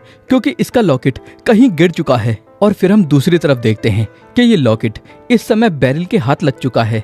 और फिर अब अगले दिन बेरिल सबको तलवारबाजी की ट्रेनिंग दे रहा है और ट्रेनिंग देने के बाद बेरिल हैंडब्लिट्स और कुरूनी को ये लॉकेट दिखाता है और कल रात उस छोटी लड़की के साथ जो भी हुआ इन दोनों को उसके बारे में सब कुछ बता देता है। जिसके बाद ये दोनों कहते हैं हो सकता है कि ये कोई मैजिकल आइटम हो। और कुरूनी पूछती है मास्टर आप इस लॉकेट के साथ क्या करने वाले हो। बेरिल कहता है मैं इसको अथॉरिटीज को वापस दे दूंगा और अगर ये चोरी का सामान हुआ तो मैं उम्मीद करता हूँ कि ये इसके ओनर को वापस मिल जाएगा। हैंडब्लिट्स कहता है आप ऑर्डर के हेडक्वार्टर के रिसेप्शन डेस्क पर भी इसको जमा कर सकते हैं क्योंकि वो लोग भी खोए हुए सामान को हैंडल करते हैं। बेरिल इस इंफॉर्मेशन के लिए हैंडब्लिट्स को शुक्रिया कहता है और फिर सीधा जाकर इस लॉकेट को जमा करवा देता है। और फिर वापस घर जाते हुए वही रात वाली लड़की जिसका नाम मैवी है वो बेरिल को मिल जाती है और बेरिल कहता है क्या तुम किसी नेकलेस को ढूंढ रही हो। और ये सुनते के साथ इस छोटी लड़की को गुस्सा आ जाता है और ये बेरिल से छीना झपटी करने लगती है। और बेरिल इसको पहले शांत रहने के लिए कहता है जिसके बाद बेरिल इसको बताता है कि बेरिल ने इस लड़की का नेकलेस ऑर्डर के हेडक्वार्टर में जमा कर दिया है। ये बात सुनकर ये लड़की थोड़ी परेशान हो जाती है और बेरिल कहता है तुमने वो नेकलेस चोरी नहीं किया था ना। मैवी कहती है मैंने वो चोरी नहीं किया था।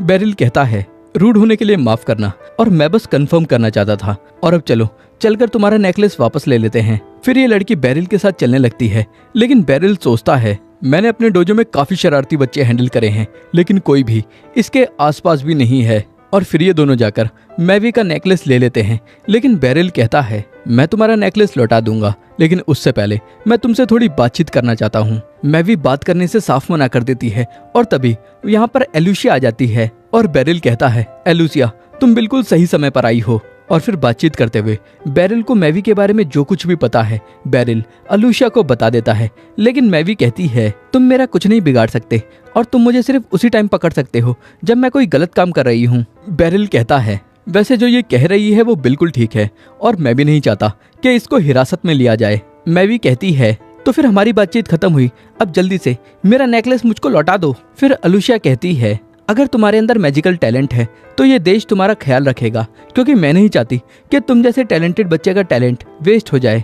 और एलुसिया की ये बात सुनकर बेरिल को एलुसिया के ऊपर काफी प्राउड फील होता है क्योंकि एलुसिया दिल की अच्छी इंसान है। और एलुसिया की ही बात सुनने के बाद मैवी कहती है उसने मुझसे कहा है कि अगर मैं उसे 5 मिलियन दे दूंगी तो वो मेरी बहन को वापस जिंदा कर देगा लेकिन मेरे पास ना ही इतना समय है और ना ही इतना पैसा है। एलुसिया कहती है और इसी वजह से अब तुम्हें क्राइम करना पड़ रहा है। और बेरिल अब समझ चुका है कि कोई आदमी मैवी का बेवकूफ बनाकर उससे ये चोरी का काम करवा रहा है। और तभी एलुसिया जाते हुए कहती है मैं थोड़ी देर में वापस आ जाऊंगी। और फिर मैवी बेरिल से दोबारा अपना नेकलेस मांगती है और तभी अचानक मैवी के पेट में जोर से गुड़गुड़ होने लगती है और बेरिल समझ जाता है कि मैवी को इस समय काफी भूख लग रही है जिस वजह से बेरिल जल्दी से मैवी के लिए ब्रेड ले आता है और मैवी ये ब्रेड खाने लगती है। और फिर बेरिल अपना नाम मैवी को बताता है और मैवी भी अपना नाम बेरिल को बताती है और मैवी का पूरा नाम है मैवी फ्रेया। जिसके बाद बेरिल मैवी को उसका लॉकेट लौटा देता है और अपना लॉकेट वापस पाकर मैवी काफी ज्यादा अच्छा फील करती है। और मैवी को ऐसे देखकर बेरिल समझ जाता है कि ये लॉकेट मैवी के लिए कितना ज्यादा इम्पोर्टेंट है।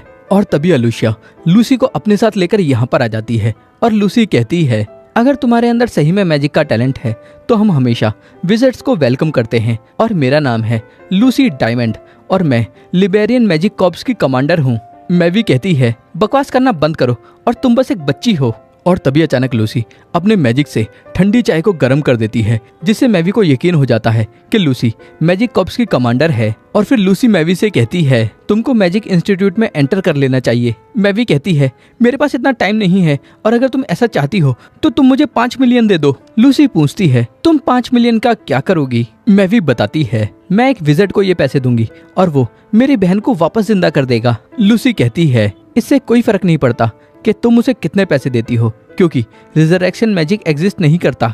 मैवी बताती है ये सच नहीं है, क्योंकि मैंने अपनी आंखों से देखा है और उसने अपने मैजिक से बस कुछ ही पलों के लिए मेरी बहन को जिंदा कर दिया था। और उसने मुझे प्रॉमिस किया है कि अगर मैं उसे 5 मिलियन दे दूंगी तो वो मेरी बहन को जिंदा कर देगा, और जब तक मैं उसको लगातार पैसे दे रही हूँ तब तक वो मेरी बहन की बॉडी को सड़ने नहीं देगा। लूसी दोबारा कहती है इस दुनिया में रिजरेक्शन मैजिक जैसी कोई चीज एग्जिस्ट नहीं करती।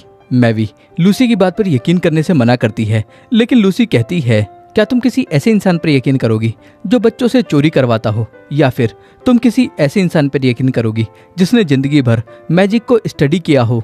और अब तुम मुझे उस आदमी का नाम बताओ। मैवी पूछती है तुम उसका नाम क्यों जानना चाहती हो।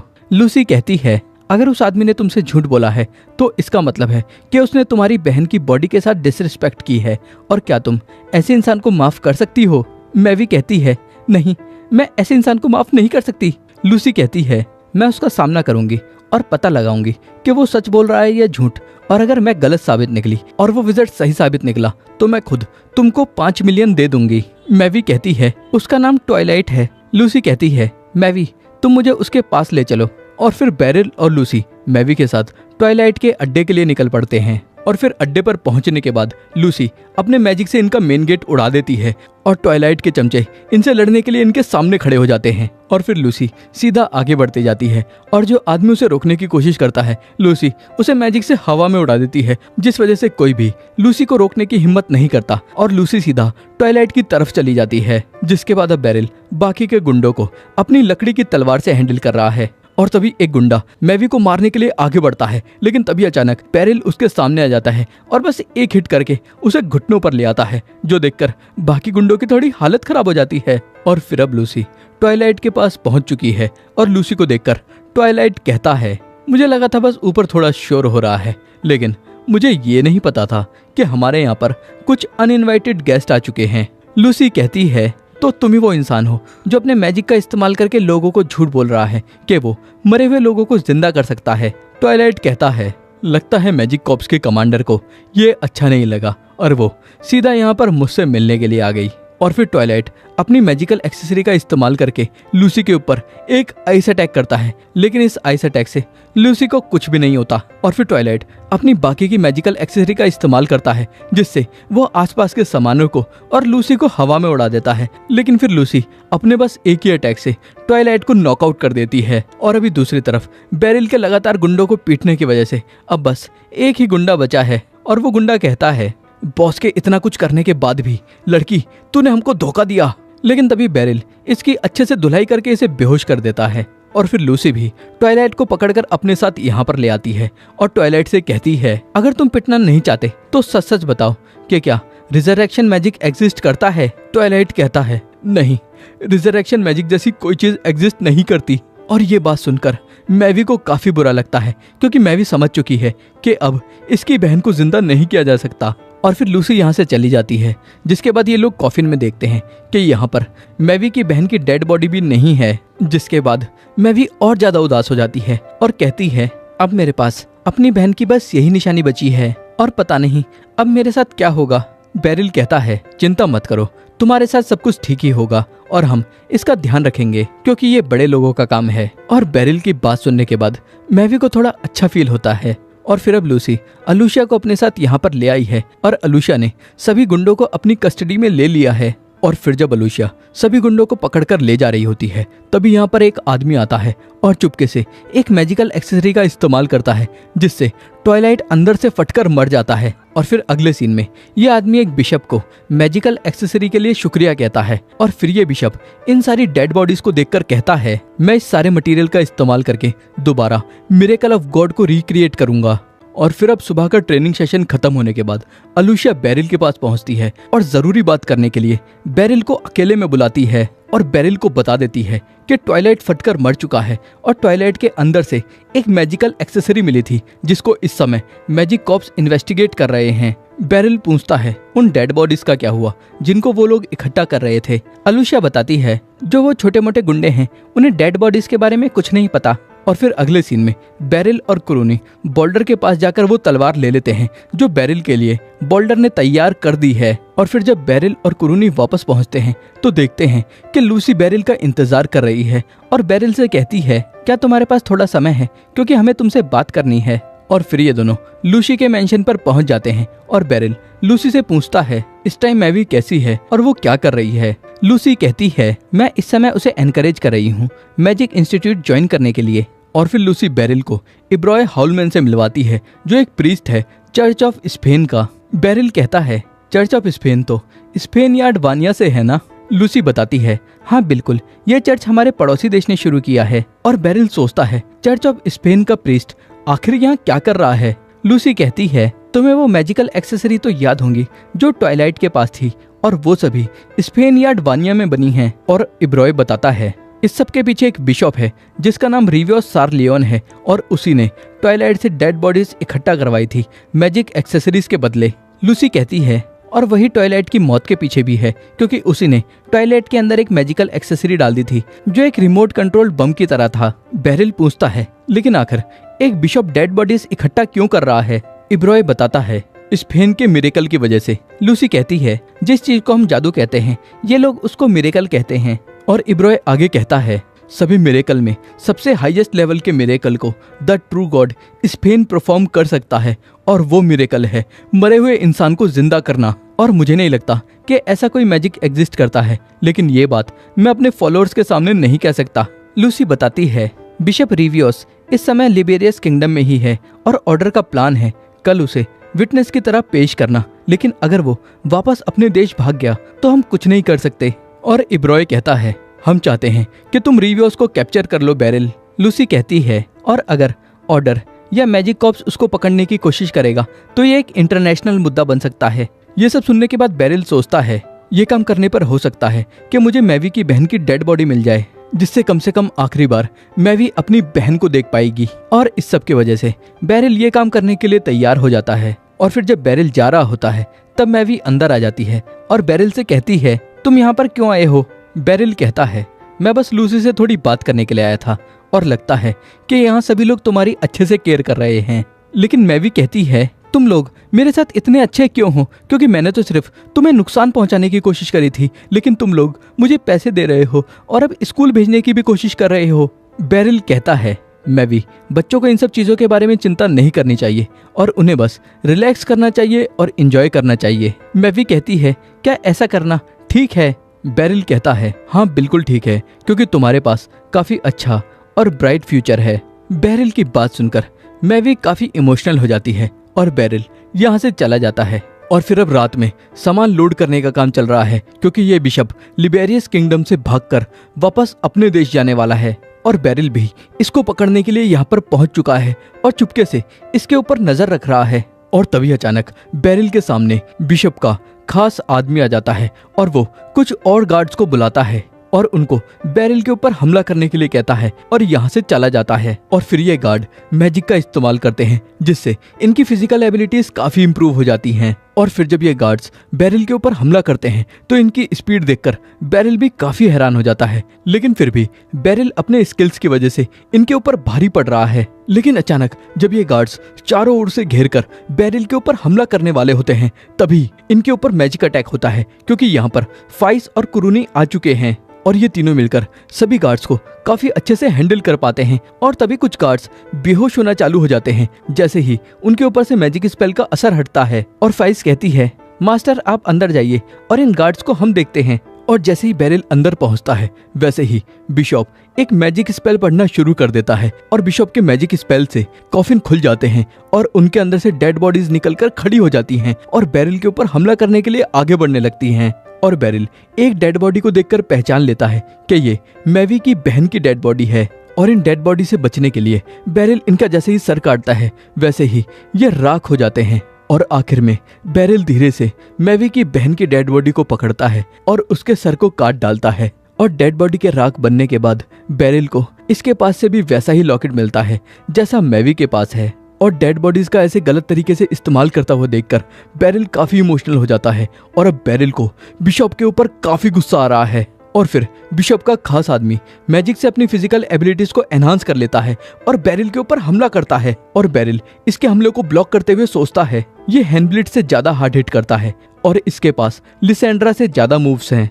और तभी अचानक ये बेरिल को थोड़ा घायल कर देता है और बेरिल सोचता है ये बाकी सभी से ज्यादा स्किल्ड फाइटर है, लेकिन मुझको ये लड़ाई जीतनी ही होगी। और फिर बेरिल भी लड़ने के लिए आगे बढ़ता है और इसको घायल कर देता है, जिसके बाद ये खंजर निकालता है और अपने हाथ में घुसा देता है, जिससे ये और भी ज्यादा ताकतवर हो जाता है। और फिर ये बेरिल के ऊपर हमलों की बारिश कर देता है और इसके हमलों से बेरिल को लगातार चोटें लगती ही जाती हैं। और बेरिल सोचता है मैं इसके सारे हमलों को ब्लॉक नहीं कर सकता, लेकिन इस लड़ाई को हारने का ऑप्शन मेरे पास नहीं है। और बेरिल फिर काउंटर अटैक करता है और इसकी छाती फाड़ देता है, लेकिन इतनी बुरी तरीके से घायल होने के बाद भी ये लड़ने के लिए दोबारा खड़ा हो जाता है। और अचानक इसके शरीर में से जगह जगह से खून निकलने लगता है और अचानक ये अपनी मौत की कगार पर आ जाता है। और बेरिल कहता है आखिर तुम इस हद तक क्यों जा रहे हो? ये आदमी कहता है तुम नहीं समझोगे। और फिर ये आदमी मर जाता है, जिसके बाद बेरिल बाहर जाकर देखता है कि फाइस और कुरूने ने बिशप को पकड़ लिया है। और बेरिल इन दोनों का शुक्रिया अदा करता है, लेकिन फाइस कहती है हमारा शुक्रिया करने की कोई जरूरत नहीं है, क्योंकि हम तो बस यहाँ से गुजर रहे थे। लेकिन फिर ये बिशप कहता है तुमने भले ही मुझे पकड़ लिया हो, लेकिन इससे कुछ नहीं बदलने वाला, क्योंकि अगर चर्च ऑफ स्पेन ताकत हासिल नहीं करेगा तो स्पेन या अल्बेनिया को बर्बाद होने से कोई नहीं बचा सकता। और फॉलोअर्स के तौर पर हमारी ये जिम्मेदारी है कि हम उस पावर का इस्तेमाल करें और इस दुनिया को बचाएं। फिर सीन शिफ्ट होता है और अब लूसी बेरिल को एक घर के सामने लाई है, क्योंकि लूसी बेरिल को ये घर इनाम में दे रही है और बेरिल को इस घर के अंदर घुसने के लिए कहती है। और बेरिल जैसे ही इस घर के अंदर घुसता है, देखता है कि मैवी इस घर की साफ सफाई कर रही है। और फिर लूसी बताती है मैवी को एडमिशन के लिए पेरेंट या गार्डियन की परमिशन चाहिए, तो क्यों ना तुम ही उसके गार्डियन बन जाओ और उसके साथ रहने लगो। लेकिन अगर तुम ऐसा नहीं चाहते तो वो मेरे साथ रह सकती है। और फिर मैवी एक कमरे का दरवाजा खोलकर कहती है क्या ये रूम मेरा हो सकता है? और ये देखकर बेरिल मुस्कुराता है और मैवी का गार्डियन बनने के लिए तैयार हो जाता है। और फिर अब बेरिल और मैवी ने लूसी के पुराने घर में साथ में रहना शुरू कर दिया है और अभी ने यहाँ पर रहते हुए 5 दिन हो चुके हैं, लेकिन मैवी अभी भी खुद को बेरिल के सामने अच्छे से एक्सप्रेस नहीं करती। और बेरिल कहता है माफ करना, आज ब्रेकफास्ट बनने में थोड़ा समय लग गया। और वैसे तुम्हें खाने में क्या पसंद है? मैवी कहती है मुझे फर्क नहीं पड़ता, क्योंकि मैं सब कुछ खा लेती हूँ। बेरिल कहता है तो फिर मैं तुम्हारे कपड़े धो दूंगा जो तुमने कल पहने हुए थे। मैवी कहती है नहीं, वो मैं खुद धो लूंगी। और बेरिल भी नोटिस करता है कि मैवी खुद को अच्छे से एक्सप्रेस नहीं कर रही है और खुद को बेरिल से थोड़ा दूर कर रही है। और बेरिल भी चाहता है कि इन दोनों के बीच जो दूरी है वो थोड़ी कम हो जाए, जिस वजह से बेरिल अपने साथ मैवी को घूमने के लिए ले जाता है। और पहले घूमते हुए ये लोग खाना खाते हैं और उसके बाद ये लोग एक प्ले देखने के लिए पहुंचते हैं। और मैवी और बेरिल दोनों के लिए ही ये पहली बार है जब ये एक प्ले देखने के लिए पहुंचे हैं। और फिर अब अगले दिन बेरिल मैवी के साथ स्कूल जा रहा है मैवी का एडमिशन कराने के लिए। और स्कूल पहुंचने के बाद ये लोग देखते हैं कि वहाँ पर कुछ बच्चे मैजिक कर रहे हैं, लेकिन इन दोनों को नहीं पता है कि इन्हें एडमिशन कराने के लिए कहाँ जाना है। और तभी इन्हें एक किनेरा फाइन नाम की टीचर मिलती है, जो इनसे कहती है अगर आपको बच्चे का एडमिशन कराना है तो मैं आपको सही जगह पर लेकर चलती हूँ। बेरिल मदद के लिए किनेरा फाइन को शुक्रिया कहता है और फिर किनेरा फाइन इनको अपने साथ अंदर ले जाती है और बेरिल से पूछती है आपको हमारे इंस्टीट्यूट के बारे में किसने बताया? बेरिल कहता है हमको लूसी डायमंड, जो मैजिक कॉर्प्स की कमांडर है, उसने रिकमेंड किया है। किनेरा कहती है मतलब कि तुमको पर्सनली स्कूल की प्रिंसिपल ने इनवाइट किया है। और फिर एक जगह बैठकर किनेरा फाइन इनको बताती है अगर तुमको स्कूल की प्रिंसिपल ने रिकमेंड किया है तो तुमको कोई भी एप्टीट्यूड टेस्ट नहीं देना पड़ेगा। और मैवी क्या तुमने डिसाइड कर लिया है कि तुम कौन सा मैजिक मेजर चुनोगी?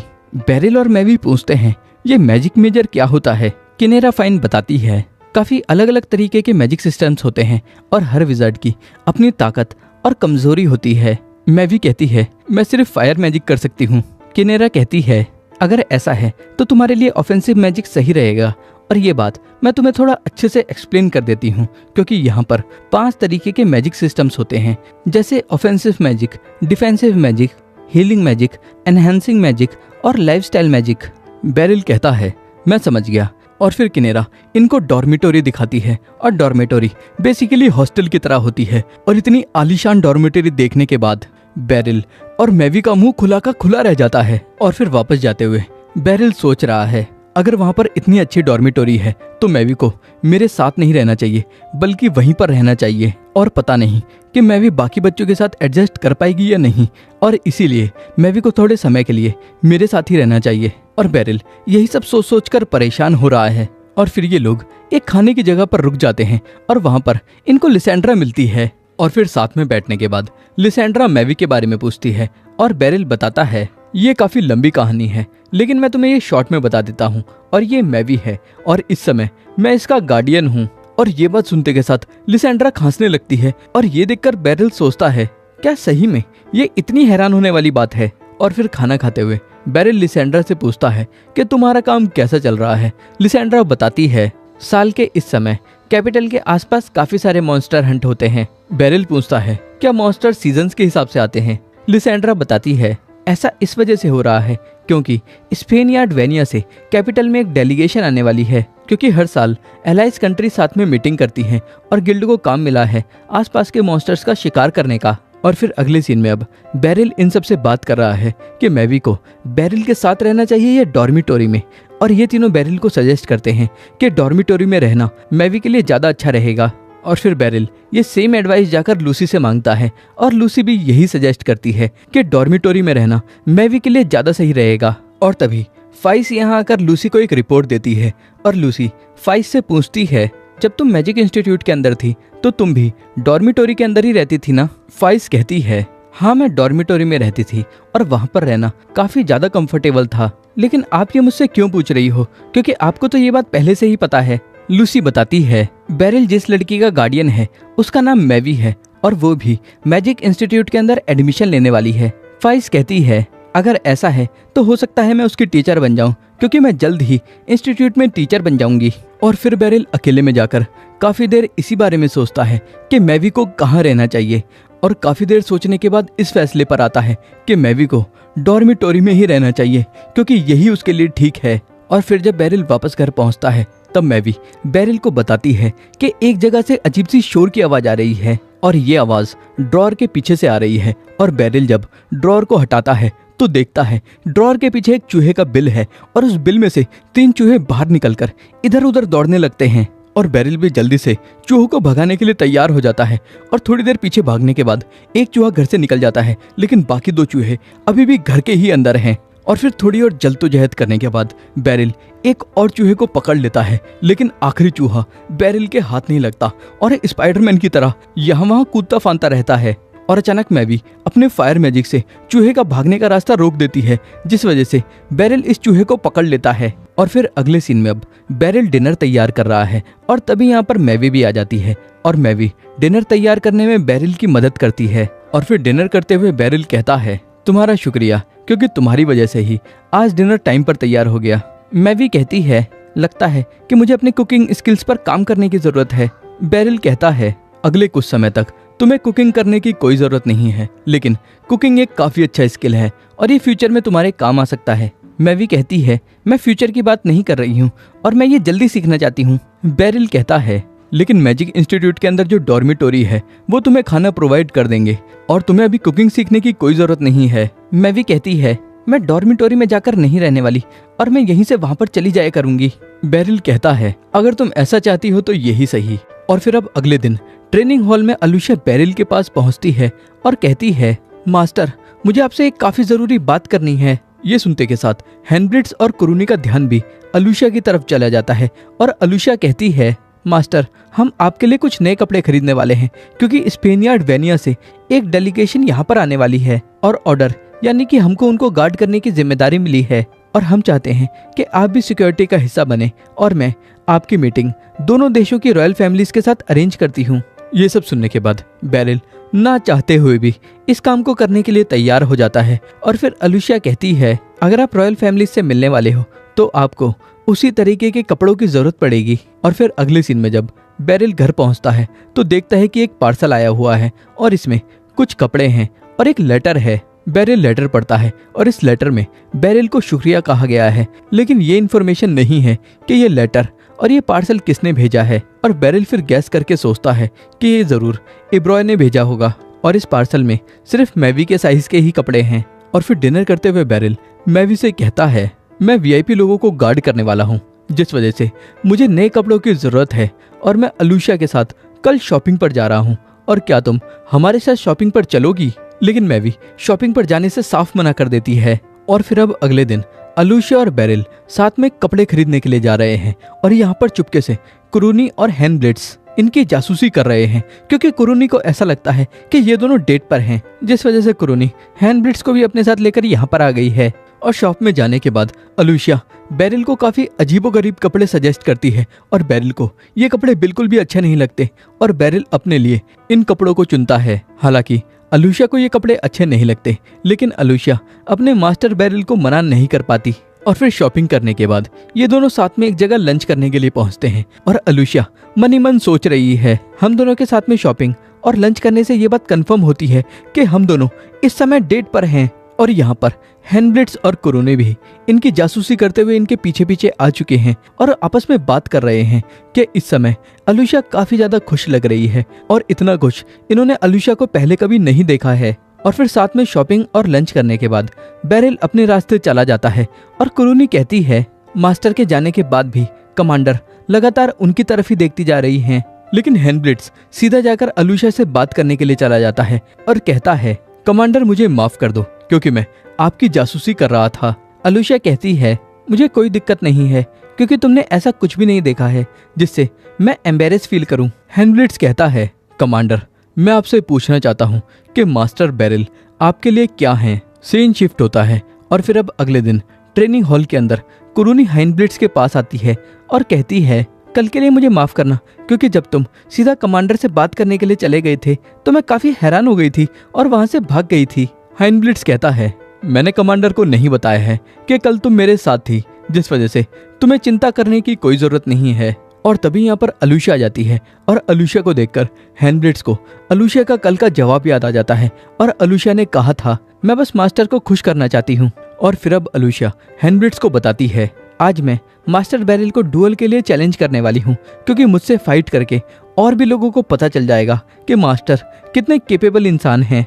और फिर जब बेरिल ट्रेनिंग हॉल के अंदर आता है तो अलूशिया बेरिल को डुअल के लिए चैलेंज करती है और बेरिल को भी यही लगता है कि प्रैक्टिस के लिए ऐसा करना सही रहेगा। और फिर अब बेरिल और अलूशिया एक दूसरे से लड़ने के लिए आमने सामने खड़े हो चुके हैं और बेरिल सोच रहा है, अलूशिया से लड़े हुए मुझे काफी समय हो चुका है और अब ये ऑर्डर की कमांडर बन चुकी है और अगर इसने पूरी पावर से मुझ पर हमला किया तो मैं ये लड़ाई नहीं जीतने वाला। और अलूशिया कहती है, मास्टर यहाँ पर लोग मुझे लाइटनिंग फास्ट अलूशिया के नाम से बुलाते हैं। और जैसे ही हैंडब्लेड्स लड़ाई शुरू करने के लिए कहता है, वैसे ही अलूशिया बेरिल के ऊपर लाइटनिंग की स्पीड से हमला करती है और बेरिल भी अलूशिया का अटैक ठीक से नहीं देख पाता और बस एक ही अटैक से बेरिल समझ जाता है कि अलूशिया इस फाइट को काफी सीरियसली ले रही है।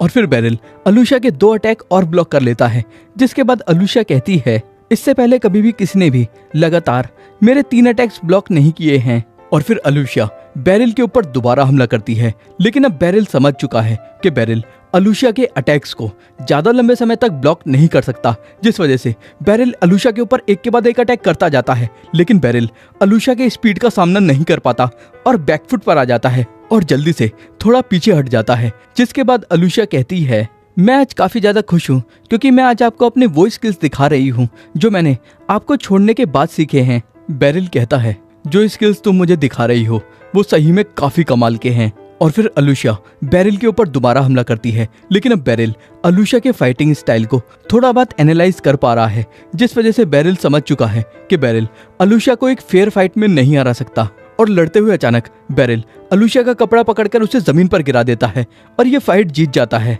और ये देखकर कुरूनी कहती है, क्या ये करना सही है?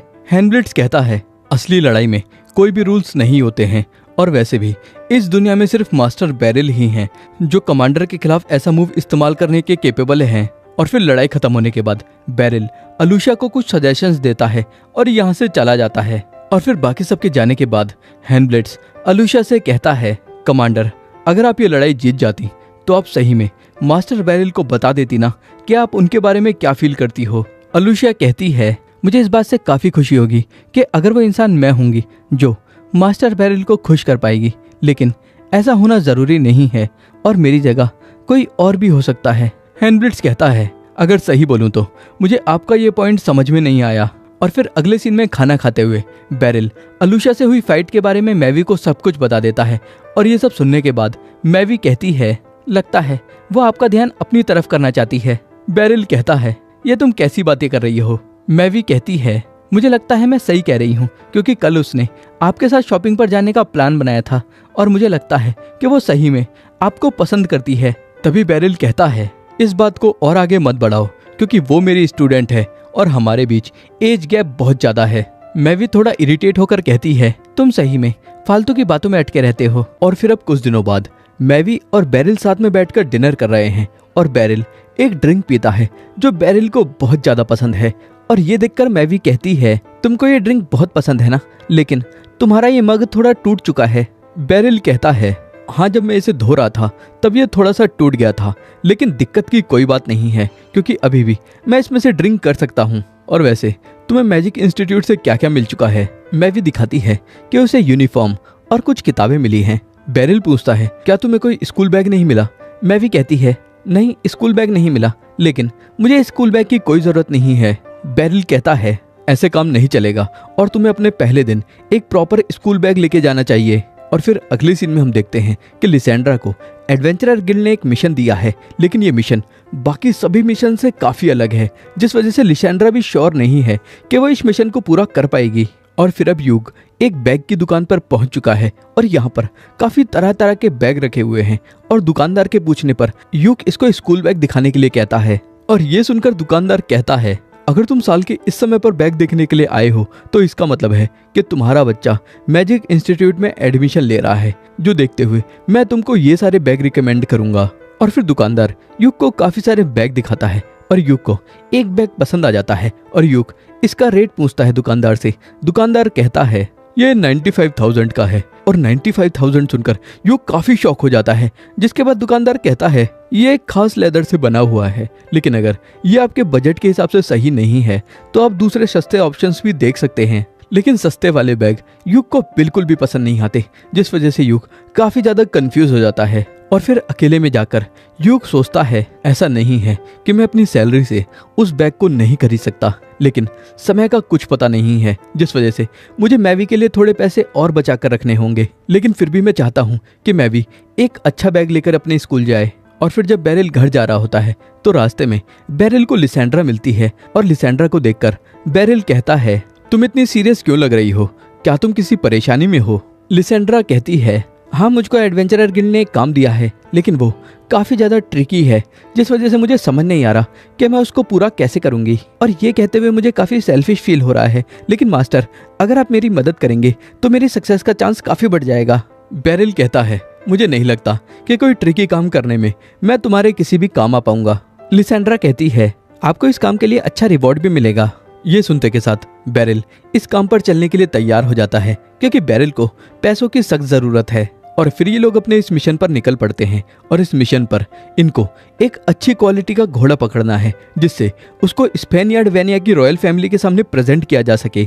और बेरिल लिसेंड्रा से कहता है, ये काम देकर तुमने मेरी काफी मदद करी है, क्योंकि आजकल मेरे खर्चे काफी बढ़ चुके हैं। लिसेंड्रा कहती है, मुझे खुशी है कि मेरी टाइमिंग मैच हो गई, और हाँ, मुझे याद आया कि कोई और भी मेरे पास काम मांगने के लिए आया था।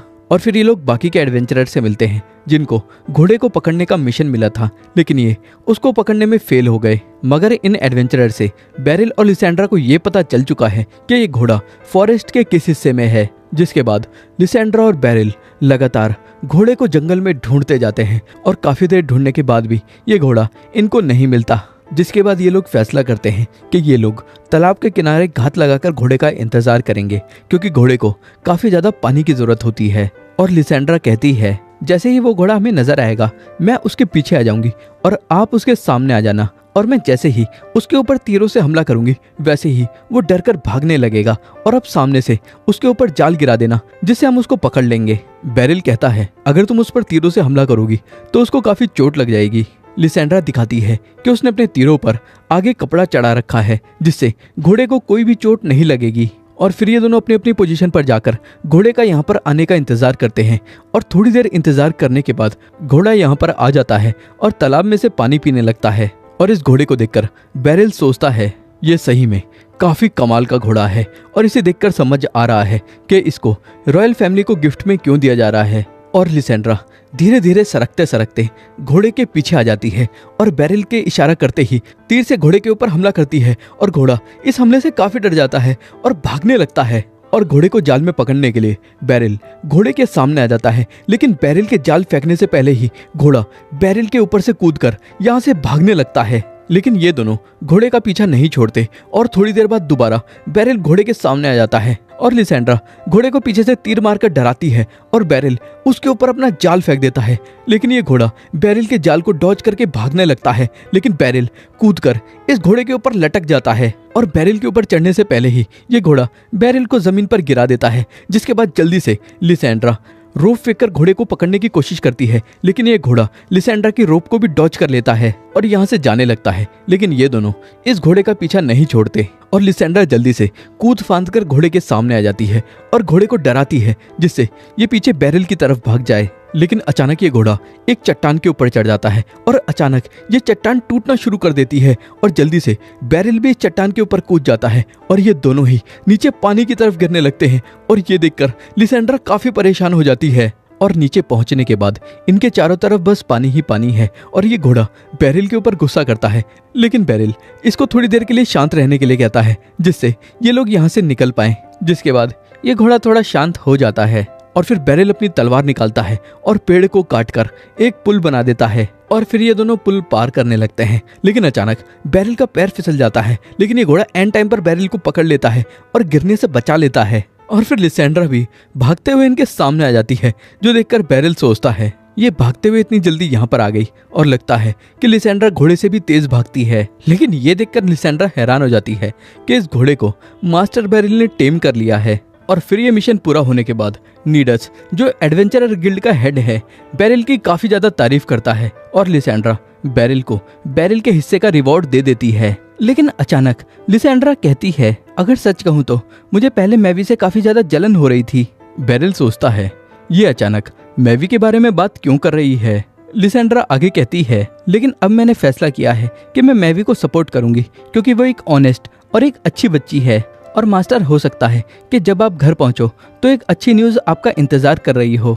बेरिल लिसेंड्रा की बातें सुनकर थोड़ा हैरान हो जाता है, लेकिन बेरिल को लिसेंड्रा की कोई भी बात समझ नहीं आती और फिर बेरिल सीधा जाकर मैवी के लिए बैग खरीदकर घर पे ले आता है। लेकिन बेरिल सोच रहा है कि मैवी इस समय आखिर है कहाँ पर। और तभी मैवी घर पर आ जाती है और बैग को देखकर काफी ज्यादा खुश हो जाती है और कहती है तुमने सही में मेरे लिए एक बैग खरीद लिया। और फिर मैवी बेरिल को ये बैग पहनकर दिखाती है और बेरिल कहता है ये बैग तुम्हारे लिए बिल्कुल सही है और तुम पर ये काफी अच्छा लग रहा है। मैवी इसके लिए बेरिल को शुक्रिया कहती है, लेकिन बेरिल कहता है शुक्रिया की कोई बात नहीं है क्योंकि मैं खुद तुम्हारे लिए खरीदना चाहता था। और वैसे तुम इस बॉक्स के अंदर क्या लेकर आई हो। मैवी इस बॉक्स के अंदर से एक मग निकालती है और कहती है ये मग मैं तुम्हारे लिए लाई हूँ क्योंकि तुम्हारा मग थोड़ा सा टूट गया था, लेकिन पहले ही मैं तुम्हें इन्फॉर्मेशन के लिए बता दूं कि मैंने इसे चोरी नहीं किया है और मैं काम करके इसे लाई हूँ। ये बात सुनते के साथ बेरिल को लिसेंड्रा की बात याद आती है और बेरिल समझ जाता है कि मैवी को लिसेंड्रा ने ही काम दिलवाया होगा। और मैवी आगे कहती है लिसेंड्रा एक एडवेंचरर है और उसे जॉब्स के बारे में काफी कुछ पता है और उसी ने मुझे एक बर्तन साफ करने वाली जॉब दिलवा दी थी। बेरिल इस मग के अंदर से ड्रिंक करके कहता है तुमने ये जॉब बस इस वजह से की क्योंकि तुम मुझे एक मग देना चाहती थी। मैवी कहती है जब तक मैं मैजिक इंस्टीट्यूट में हूँ तब तक मैं तुम्हारी ज्यादा मदद नहीं कर पाऊंगी और तुम्हें ही सब कुछ संभालना होगा और मैंने सोचा कि अगर तुम इसमें से ड्रिंक पियोगे तो तुम्हारी थकान थोड़ी कम हो जाएगी। ये बात सुनने के बाद बेरिल काफी इमोशनल हो जाता है और इस मग से ड्रिंक करने के बाद रोना शुरू कर देता है। और फिर अगली सुबह मैवी घोड़ा गाड़ी में बैठकर अपने स्कूल चली जाती है और फिर ट्रेनिंग हॉल में अलुशिया बेरिल को बताती है Holi order of the church of Spain के कमांडर और वाइस कमांडर हम लोगों से मिलना चाहते हैं और मैं चाहती हूँ कि आप भी हमारे साथ उनसे मिलने के लिए चलें।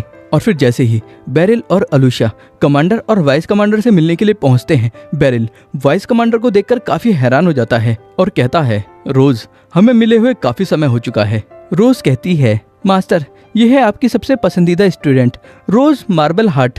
ये सुनते के साथ अलुशिया काफी ज्यादा इरिटेट हो जाती है और रोज को अचानक यहाँ देखने के बाद बेरिल याद करता है कि रोज ने बेरिल से ट्रेनिंग ली थी और वो भी बस 1.5 साल के लिए। और फिर अब रोज कहती है सैन से आपने जो भी किया था उसके लिए आपका बहुत बहुत शुक्रिया।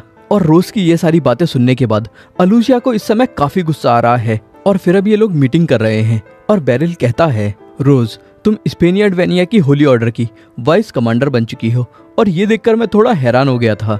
रोज कहती है, आज तो शायद कमाल ही हो गया और हमारे दोबारा मिलने के लिए शायद से हमें गॉड स्पेन को शुक्रिया कहना चाहिए। और फिर स्पेनियर्ड वेनिया के होली ऑर्डर का कमांडर गटोगा कहता है, ये देखकर मैं थोड़ा हैरान हूँ कि रोज और मिस अलूशिया सिट्रेस का एक ही मास्टर है। और फिर हेनब्लिट्स भी बेरिल की तारीफ करता है, जिसके बाद अलूशिया कहती है, तुम्हारे पिछले वाइस कमांडर हिनिस का क्या हुआ? गटोगा थोड़ा हिचकिचाता है और कहता है, ये काफी लंबी कहानी है और इसके बारे में हम बाद में बात करेंगे। और फिर हेनब्लिट्स गटोगा से इस मीटिंग की वजह पूछता है और गटोगा बताता है, हम यहाँ पर इसलिए आए हैं जिससे रोज को इस शहर बाल्ट्रेन के बारे में पता चल सके। रोज कहती है, ये पहली बार है जब मैं बाल्ट्रेन के अंदर आई हूँ। गटोगा कहता है, हम यहाँ पर कुछ समय के लिए रहने वाले हैं जिससे रोज को बाल्ट्रेन की खास जगह हो और रास्तों के बारे में थोड़ा आइडिया लग सके। अलूशिया कहती है, अगर ऐसा है तो मैं एक नाइट को असाइन कर दूंगी जो रोज को बाल्ट्रेन के अंदर गाइड करेगा।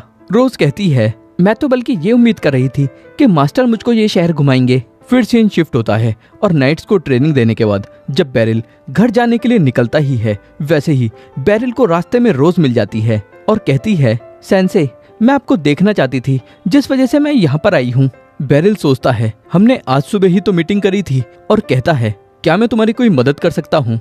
रोज कहती है, इस चीज को काफी लंबा समय हो चुका है जिस वजह से मैंने सोचा कि क्यों ना इस शहर को साथ में घूमते हुए हम लोग थोड़ी बातें कर लें। बेरिल सोचता है, मुझे लगा ही था कि ऐसा कुछ होने वाला है। और फिर बेरिल रोज को पूरा शहर घुमाता है और घूमते हुए ये लोग काफी सारी बातें करते हैं। और रोज बेरिल को बताती है कि मास्टर गटोगा ने रोज को कन्विंस किया था स्पेनियर्ड वेनिया के होली ऑर्डर को ज्वाइन करने के लिए। और फिर बेरिल भी रोज को बताता है कि बेरिल अब एक स्पेशल इंस्ट्रक्टर बन चुका है। और शहर में काफी देर घूमने के बाद रोज को ये शहर काफी ज्यादा पसंद आ जाता है। और रोज ये भी कहती है कि हो सकता है कि आगे जाकर वो इस शहर में रहने के लिए आ जाए। और फिर ऐसे ही काफी देर तक बातें करने के बाद ये दोनों अपने अपने रास्ते चले जाते हैं, जिसके बाद बेरिल सीधा टेलर के पास जाता है और कपड़ों की फिटिंग होने के बाद बेरिल अपने वो कपड़े पहन लेता है जो बेरिल स्पेनियर्ड वेनिया के रॉयल्स के सामने पहनने वाला है। और फिर जब यही कपड़े पहनकर बेरिल अपने घर पहुंचता है तो मैवी को ये कपड़े कुछ खास पसंद नहीं आते और बेरिल दोबारा अपने नॉर्मल कपड़े पहन लेता है और ये दोनों साथ में डिनर करना शुरू करते हैं जो मैवी ने तैयार किया है। और बेरिल पहले मैवी के खाने की तारीफ करता है और फिर मैवी से पूछता है कि स्कूल में सब कुछ कैसा चल रहा है। और फिर मैवी बेरिल को स्कूल की सभी छोटी छोटी डिटेल्स बताती है और ये भी बताती है कि मैवी को स्कूल वालों ने कुछ किताबें पढ़ने के लिए रिकमेंड किया है, लेकिन मैवी को वो किताबें ठीक से समझ नहीं आ रही, जिस वजह से मैवी बेरिल से रिक्वेस्ट करती है कि बेरिल मैवी की स्टडी में थोड़ी मदद कर दे। और बेरिल कहता है, अगर ऐसा है तो जब भी हम दोनों के पास टाइम होगा हम दोनों घर पर स्टडी करेंगे। मैवी इसके लिए बेरिल को शुक्रिया कहती है। और फिर सीन शिफ्ट होता है और अलूशिया सभी नाइट्स को स्पीच दे रही है क्योंकि आज ही वो दिन है जिस दिन स्पेनियर्ड वेनिया से रॉयल फैमिली के लोग आने वाले हैं लिबेरियस किंगडम के अंदर। और फिर अगले सीन में ये तीनों स्पेनियर्ड वेनिया की थर्ड प्रिंसेस सलासिया से मिलते हैं और प्रिंसेस सलासिया बेरिल से पूछती है, क्या तुम ही वो स्पेशल इंस्ट्रक्टर हो? बेरिल कहता है, हाँ, लेकिन आपको ये बात कैसे पता? और मेरा नाम बेरिल गार्डिनेंट है। प्रिंसेस सलासिया कहती है, तुम्हारे बारे में मुझे अलूशिया ने काफी कुछ बताया है और मैं खुश हूँ कि मैं तुम्हारी प्रोटेक्शन के अंदर हूँ। ये सुनकर बेरिल सोचता है, पता नहीं अलूशिया ने मेरे बारे में इसको क्या बता दिया है। और फिर यहाँ पर स्पेनियर्ड वेनिया का फर्स्ट प्रिंस ग्लेन भी आ जाता है और ग्लेन और सलाशिया एक दूसरे को मिलकर काफी खुश होते हैं, जिसके बाद ये लोग शहर में ट्रैवल करना शुरू करते हैं। और प्रिंस और प्रिंसेस अभी पीछे वाली बग्गी में हैं और आगे वाली बग्गी में बेरिल बैठा हुआ है एक डिकॉय के तौर पर। और तभी रोज बेरिल से कहती है, सेंसे क्या मैं आपके साथ राइड कर सकती हूँ? बेरिल कहता है, नहीं, क्योंकि इस समय तुम्हें अपनी गार्ड की ड्यूटीज पर ध्यान देना चाहिए। और फिर थोड़ी देर ट्रैवल करने के बाद अचानक दोनों बग्गियां रुक जाती हैं और रोज कहती है, ये क्या हुआ? क्योंकि हमारे शेड्यूल के हिसाब से हमें यहाँ पर नहीं रुकना था। और फिर ग्लेन और सलाशिया अलूशिया को बताते हैं कि इन्हें स्टोर के अंदर काफी खूबसूरत एसेसरीज दिख गई थी। और अलूशिया कहती है, अगर ऐसा है तो आप अंदर जा सकते हैं और हम आपको गार्ड करेंगे। और फिर अभी ग्लेन और सलाशिया शॉप के अंदर शॉपिंग कर रहे हैं और बाहर इतनी भीड़ को देखकर बेरिल थोड़ा सरप्राइज हो जाता है और हेनब्लिट्स कहता है, लगता है ये लोग बस रॉयल्स की एक झलक देखने के लिए यहाँ पर इकट्ठा हुए हैं। और फिर जब प्रिंस और प्रिंसेस शॉप से बाहर आते हैं तो पब्लिक इनको देखकर थोड़ी खुश हो जाती है। लेकिन बग्गी में बैठने से पहले गटोगा प्रिंस ग्लेन से कहता है, योर हाइनेस प्लीज ऐसा कुछ दोबारा मत करना। ग्लेन कहता है, हाँ सॉरी, मैं कोशिश करूंगा ऐसा कुछ दोबारा ना हो। और तभी अचानक बेरिल भीड़ में एक झलक देखकर परेशान हो जाता है और यहाँ वहाँ देखने लगता है, लेकिन बेरिल को वो चीज दोबारा नजर नहीं आती। और बेरिल सोचता है, क्या मैंने बस अभी कुछ इमेजिन किया था। और फिर अगले सीन में अब प्रिंस और प्रिंसेस अपनी डेस्टिनेशन पर पहुंच चुके हैं और साथ में बैठकर लंच कर रहे हैं। और तभी बेरिल अलुशा के पास आकर कहता है, क्या मैं तुमसे कुछ बात कर सकता हूँ? अलुशा कहती है, हाँ कहिए मास्टर। बेरिल कहता है, अगर सच बताऊं तो मैंने भीड़ के अंदर कुछ डिस्टर्बिंग नजरें देखी थी और उन्हें देखकर ऐसा लग रहा था कि वो मर्डर करना चाहती हैं। ये सुनकर हैंडब्लिट्स और अलुशा हैरान हो जाते हैं। और बेरिल आगे कहता है, मैंने बस इसकी एक झलक ही देखी थी, जिस वजह से मैं गलत भी हो सकता हूँ, लेकिन हमें सावधान रहना चाहिए। ये सुनने के बाद हैंडब्लिट्स बाकी गार्ड्स को इस बारे में इन्फॉर्म करने के लिए चला जाता है। और फिर थोड़ी देर बाद जब प्रिंस और प्रिंसेस पब्लिक के सामने आते हैं तो पब्लिक इनको देखकर खुश हो जाती है। लेकिन अचानक कुछ आदमी इन दोनों की तरफ भागते हुए आने लगते हैं और बेरिल और बाकी सब लड़ने के लिए तैयार हो जाते हैं। और तभी बेरिल नोटिस करता है कि कुछ असैसिन्स स्मोक बॉम्ब हाथ में लेकर ऊपर से नीचे आ रहे हैं और बेरिल इनके बारे में सबको जल्दी से बताता है। और अलुशा कुछ गार्ड्स के साथ प्रिंस और प्रिंसेस को वापस अंदर भेज देती है, जिसके बाद ये असैसिन्स अपने स्मोक बॉम्ब से आसपास काफी धुआं कर देते हैं। और अचानक धुएं के बीच में से एक असैसिन बेरिल के ऊपर हमला करता है और बेरिल इसका अटैक ब्लॉक करते हुए नोटिस करता है कि इसकी डैगर में पॉइजन लगा हुआ है। और बेरिल चिल्लाकर सबको पॉइजन के बारे में बता देता है। और इस समय बाकी सब भी असैसिन्स के साथ लड़ाई कर रहे हैं और ये असैसिन्स काफी स्किल्ड फाइटर हैं। और अलुशा कहती है, हमें पता लगाना होगा इसके पीछे कौन है, जिस वजह से हमें इनको जिंदा पकड़ना होगा। और फिर एक के बाद एक बेरिल, हैंडब्लिट्स और अलुशिया असैसिन्स को लड़ाई में हरा देते हैं। और इस समय गटोगा असैसिन से लड़ते हुए असैसिन का मास्क उतार देता है और इसका चेहरा देखकर गटोगा काफी हैरान हो जाता है। और अचानक ये असैसिन गटोगा के पेट में लात मारकर यहाँ से भाग जाता है। लेकिन गटोगा पता नहीं क्यों इस असैसिन का चेहरा देखने के बाद काफी परेशान हो चुका है। और फिर धुआं हटने के बाद बेरिल देखता है कि रोज ने एक असैसिन को जान से मार दिया है। और ये देखकर बेरिल को थोड़ा अजीब लगता है, क्योंकि रोज का फाइटिंग स्टाइल ऐसा नहीं था। और फिर ये लोग जब बाकी असैसिन से पूछताछ करने ही वाले होते हैं तभी अचानक सभी असैसिन मरते जाते हैं। और ये देखकर ये सभी लोग काफी परेशान हो जाते हैं। और फिर मास्क उतारने के बाद इनको पता चलता है कि असैसिन उस जहर को खाकर मर चुके हैं जो इन्होंने अपने मुंह के अंदर दबा रखा था। और गटोगा गुस्से में कहता है, हिनिस। बेरिल गटोगा से पूछता है, क्या कोई दिक्कत है? गटोगा कहता है, नहीं नहीं ऐसी कोई बात नहीं है। और वो असैसिन बस मुझसे बचकर भाग गया। और फिर ये लोग जल्दी से प्रिंस और प्रिंसेस को रॉयल पैलेस की तरफ ले जाने लगते हैं। और वापस जाते हुए बेरिल अलुशिया से कहता है, अलुशिया अब आगे तुम क्या करने वाली हो? अलुशिया कहती है, अभी मुझे खुद भी आइडिया नहीं है कि आगे मुझे क्या एक्शन लेना चाहिए। और अभी के लिए बस मैंने उन असैसिन्स को ढूंढने का ऑर्डर दे दिया है जो हमसे बचकर भाग गए थे। और फिर बेरिल सोचता है, आज जो हुआ उसके बाद कल का टूर तो पक्का कैंसिल हो ही जाएगा। और फिर वापस पहुंचने के बाद अलुशिया बेरिल को बताती है कि प्रिंस और प्रिंसेस की सेफ्टी बढ़ाई जा चुकी है। और गटोगा कहता है, मैं और अलुशिया हायर अप्स के साथ मीटिंग करने के लिए जा रहे हैं। रोज कहती है, तो इसका मतलब है कि आपको मेरी जरूरत नहीं है? गटोगा कहता है, हाँ, और तुम जाकर रेस्ट कर सकती हो। ये सुनकर बेरिल को लगता है कि अब रोज बेरिल को शहर घुमाने के लिए कहेगी, लेकिन रोज सीधा आराम करने के लिए चली जाती है। और इसके बाद बेरिल भी वापस अपने घर के लिए चला जाता है। और घर पहुंचने के बाद बेरिल देखता है कि लूसी डायमंड बेरिल का इंतजार कर रही है। और फिर बेरिल लूसी से बात करने के लिए बैठ जाता है।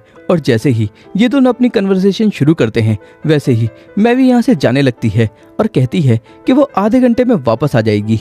और मैवी के जाने के बाद लूसी मैवी की तारीफ करती है और कहती है, मैवी एक समझदार और अच्छी बच्ची है, क्योंकि वो समझ गई थी कि हम दोनों यहाँ पर सेंसिटिव मैटर्स के बारे में बात कर रहे हैं, जिस वजह से वो यहाँ से चली गई। फिर बेरिल पूछता है, मैजिक कॉर्प्स सिक्योरिटी का हिस्सा क्यों नहीं थी? लूसी बताती है, हम लोग मैजिक करते हैं जिसको स्पेनियर्ड वेनिया में मिरेकल्स कहा जाता है। और स्पेनियर्ड वेनिया के लोग मानते हैं कि मिरेकल्स गॉड की वजह से ही किया जा सकता है, लेकिन उनकी नज़र में हम नॉन बिलीवर्स हैं, जिसकी वजह से हमारे उनके सामने मैजिक करने की वजह से उनके सेंटिमेंट्स हर्ट हो सकते हैं। और अभी दूसरी तरफ रोज अलुशिया के पास पहुंची है और अलुशिया रोज से पूछती है, तुम तो आराम करने के लिए जाने वाली थी ना? रोज कहती है, मैं अभी कमांडर गटोगा को ढूंढ रही हूँ। और क्या तुम्हें पता है कि कल का शेड्यूल क्या रहने वाला है? अलुशिया कहती है अभी कमांडर गटोगा ऑफिशियल्स के साथ मीटिंग में है और ऑफिशियल्स और रॉयल्स ये डिसाइड करेंगे कि कल का प्लान क्या होने वाला है। रोज पूछती है अगर शेड्यूल में कोई चेंज नहीं आया तो कल वो एग्रीकल्चर एरिया का टूर करने वाले हैं ना। अलुशिया पूछती है तुम ये क्यों पूछ रही हो। रोज कहती है मुझे इस कंट्री की ज्योग्राफी के बारे में ज्यादा नहीं पता और क्या सिक्योरिटी रीजंस की वजह से तुम मुझे इसके बारे में बता सकती हो। और दूसरी तरफ बातचीत के दौरान लूसी बेरिल को बताती है जो अटैक प्रिंस के ऊपर हुआ है उसके पीछे स्पेनियार्ड वेनिया के ही लोग होंगे, क्योंकि मुझे इब्रोय से इन्फॉर्मेशन मिली है कि स्पेनियार्ड वेनिया के अंदर इस समय पावर स्ट्रगल चल रहा है और इस समय पेपिस्ट और रॉयलिस्ट आपस में फाइट कर रहे हैं। बेरिल कहता है वैसे क्या तुम मुझे बता सकती हो कि स्पेनियार्ड वेनिया में पोप या किंग में से कौन ज्यादा पावरफुल होता है। लूसी बेरिल को एक्सप्लेन करती है कि पोप के पास ज्यादा अथॉरिटी होती है क्योंकि स्पेनियार्ड वेनिया एक रिलीजियस स्टेट है, जिस वजह से किंग पोप का ऑर्डर इग्नोर नहीं कर सकता। लेकिन किंग के पास ज्यादा पॉलिटिकल पावर होती है क्योंकि पार्लियामेंट सभी ऑफिशियल्स को अपॉइंट करती है। बेरिल कहता है अगर ऐसा है तो अगर वो लोग प्रिंस ग्लेन को मार भी देते हैं तो फिर कोई दूसरा प्रिंस उसकी जगह पर आ जाएगा, जिससे कुछ भी नहीं बदलेगा। लूसी कहती है सेकंड प्रिंस प्रिंस फेल्क्स चर्च का हार्डकोर फॉलोवर है। और फिर हम देखते हैं कि अलुशिया रोज को एग्रीकल्चर एरिया के बारे में सब कुछ बता चुकी है, जिसके बाद ये दोनों काफी देर तक मास्टर बेरिल के बारे में बातें करते हैं। और तभी इनकी नजर एक बच्चे पर पड़ती है जो काफी ज्यादा परेशान लग रहा है और रोज उससे जाकर पूछती है क्या हुआ, कुछ दिक्कत है और तुम मुझ पर भरोसा कर सकते हो। बच्चा कहता है मैं अपनी मम्मी को नहीं ढूंढ पा रहा हूँ।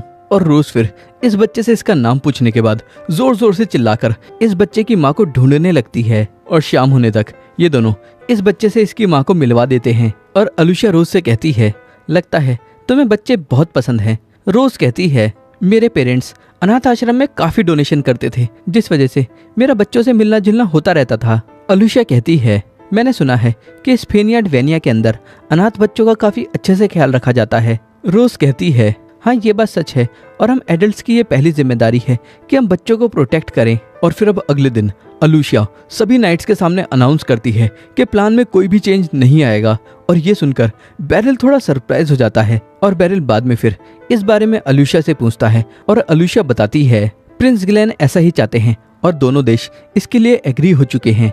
और बेरिल भी समझ जाता है कि अगर पोप के फॉलोअर्स की वजह से प्रिंस ग्लेन अपना ये इवेंट कैंसिल कर देंगे तो नेक्स्ट किंग के तौर पर इनका इन्फ्लुएंस कम हो जाएगा। और फिर ये लोग एग्रीकल्चर एरिया की तरफ बढ़ना शुरू करते हैं। और थोड़ा चलने के बाद गटोगा बेरिल से अकेले में बात करने के लिए बेरिल को रोकता है और कहता है कल जिसने प्रिंस ग्लेन के ऊपर हमला किया था वो कभी हमारा साथी हुआ करता था। बेरिल कहता है क्या वो हिनिस है। गटोगा कहता है लगता है जो मैंने कहा था वो तुमने सुन लिया था और वो रोज से पहले हमारा वाइस कमांडर हुआ करता था और अगर वो आज दोबारा दिखा तो मैं खुद उसको खत्म करूंगा। बेरिल कहता है क्या अलुशिया को इसके बारे में पता है। गटोगा कहता है हाँ मैं उसे सब कुछ बता चुका हूँ। बेरिल कहता है तो ठीक है फिर मैं हिनिस को तुम्हारे ऊपर छोड़ता हूँ। और फिर काफी देर ट्रैवल करने के बाद ये लोग एग्रीकल्चर एरिया तक पहुंच जाते हैं और प्रिंस ग्लेन और प्रिंसेस सलाशिया को ये एरिया काफी खूबसूरत लगता है। और फिर ओरिजिनल प्लान के हिसाब से प्रिंस और प्रिंसेस यहाँ उतरकर फसल को थोड़ा बहुत इन्वेस्टिगेट करते हैं और अचानक प्रिंस ग्लेन के साइड से एक तीर गुजरता है, जिसके बाद इनके ऊपर तीरों की बारिश हो जाती है। लेकिन सिक्योरिटी भी पूरी तरीके से अलर्ट हो जाती है और सभी तीरों को ये लोग अपनी तलवार से हवा में ही काटते जाते हैं। और बेरिल तीरों को रोकते हुए प्रिंस और प्रिंसेस से कहता है आप दोनों नीचे झुक जाइए। और अचानक यहाँ पर काफी सारे असैसिन्स भागते हुए आने लगते हैं और बेरिल और बाकी सब इन असैसिन्स को रोकते हैं और लगातार इनको मारते जाते हैं। लेकिन इस दौरान भी तीरों से हमला होना बंद नहीं होता, जिस वजह से कुछ असैसिन्स तीरों की वजह से ही मर जाते हैं। और ऐसे ही ये लोग असैसिन से लड़ते जाते हैं, लेकिन तीरों की वजह से इन लोगों को असैसिन से लड़ने में दिक्कत हो रही है, जिस वजह से बेरिल कहता है कमांडर गटोगा आप आर्चर्स को ठिकाने लगा दीजिए और बाकी सब कुछ हम हैंडल कर लेंगे। गटोगा कहता है ठीक है ये काम मैं तुम पर छोड़ता हूँ। और फिर गटोगा आर्चर्स को मारने के लिए आगे बढ़ता है और इस दौरान बाकी सब असैसिन्स को मारते जाते हैं। और इस लड़ाई में असैसिन्स के अलावा काफी सारे नाइट्स भी मर चुके हैं, जिस वजह से बेरिल अलुशिया से कहता है अलुशिया क्या तुम प्रिंस और प्रिंसेस को घोड़ा गाड़ी में बिठाकर यहाँ से ले जा सकती हो। अलुशिया कहती है हम तीनों ये काम कर सकते हैं। और फिर अलुशिया और बाकी सब प्रिंस और प्रिंसेस को यहाँ से ले जाने पर ध्यान देते हैं और बेरिल असैसिन्स को मारने के लिए आगे बढ़ता है। और काफी सारे असैसिन्स को मारने के बाद बेरिल रोज के पास पहुंचता है और रोज कहती है सेंसे आप सही में काफी स्ट्रांग हैं। बेरिल कहता है यहाँ तक पहुँचने में मुझे काफ़ी दिक्कत हुई, लेकिन अब हम अपने असली मुद्दे पर आ सकते हैं। और फिर रोज और बेरिल एक दूसरे से लड़ने के लिए तैयार हो जाते हैं। रोज पूछती है, सेंसे आपको कब से मुझ पर शक है?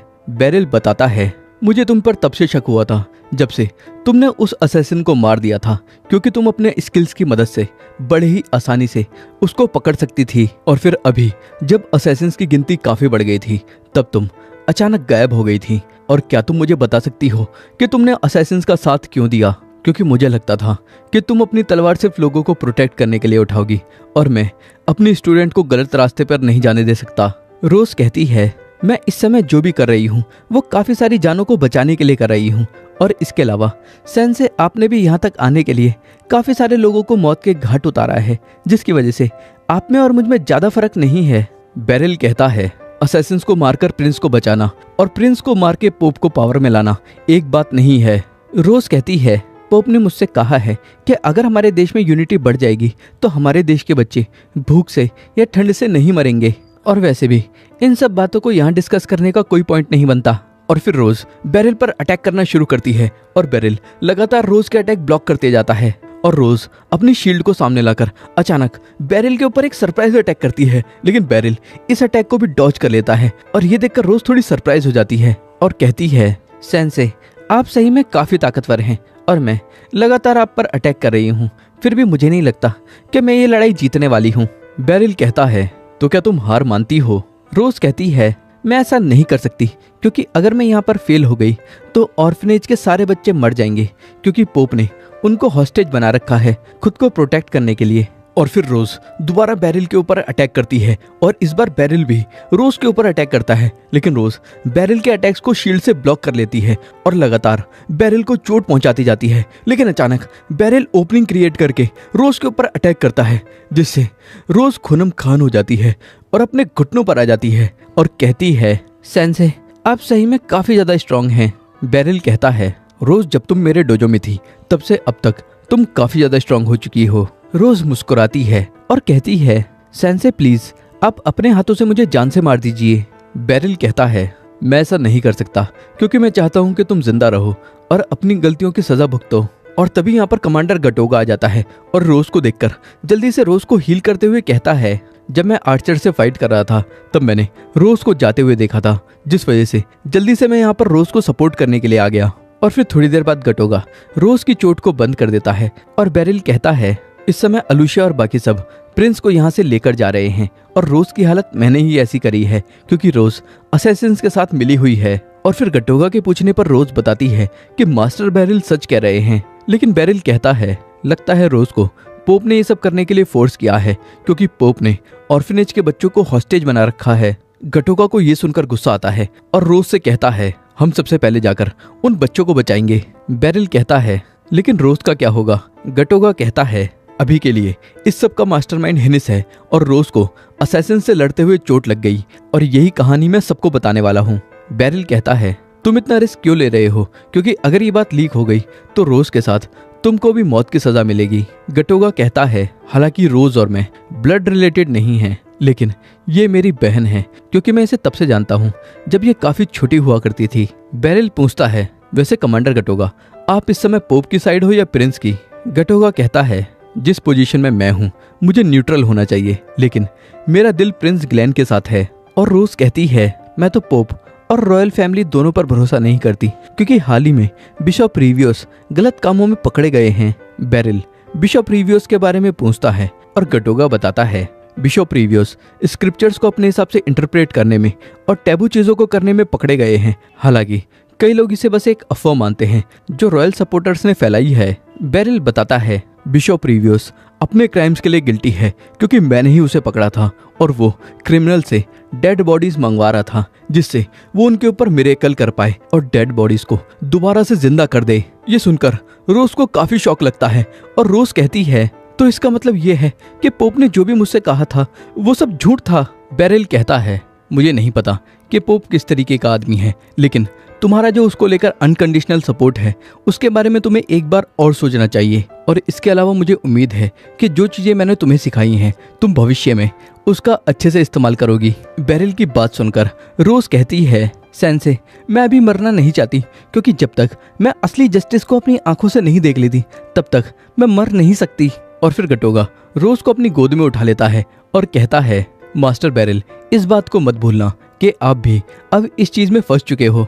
बेरिल कहता है, तुम चिंता मत करो, मैं कोई भी बात बाहर नहीं कहने वाला। और फिर हम अगले सीन में देखते हैं कि बाकी सभी ने बचे हुए असैसिन्स को हैंडल कर लिया है।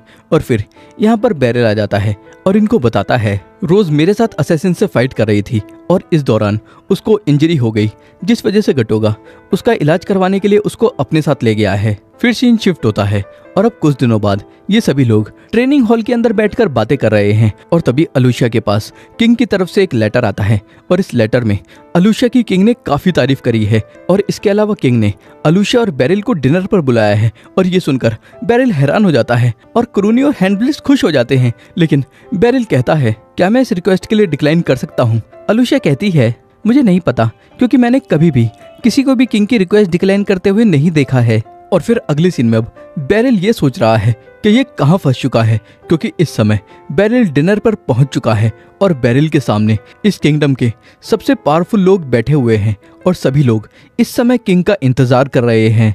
और फिर किंग प्रिंसेस सलाशिया के साथ यहाँ पर आ जाता है और अलूशिया कहती है, आपको हमको यहाँ इन्वाइट करने के लिए शुक्रिया।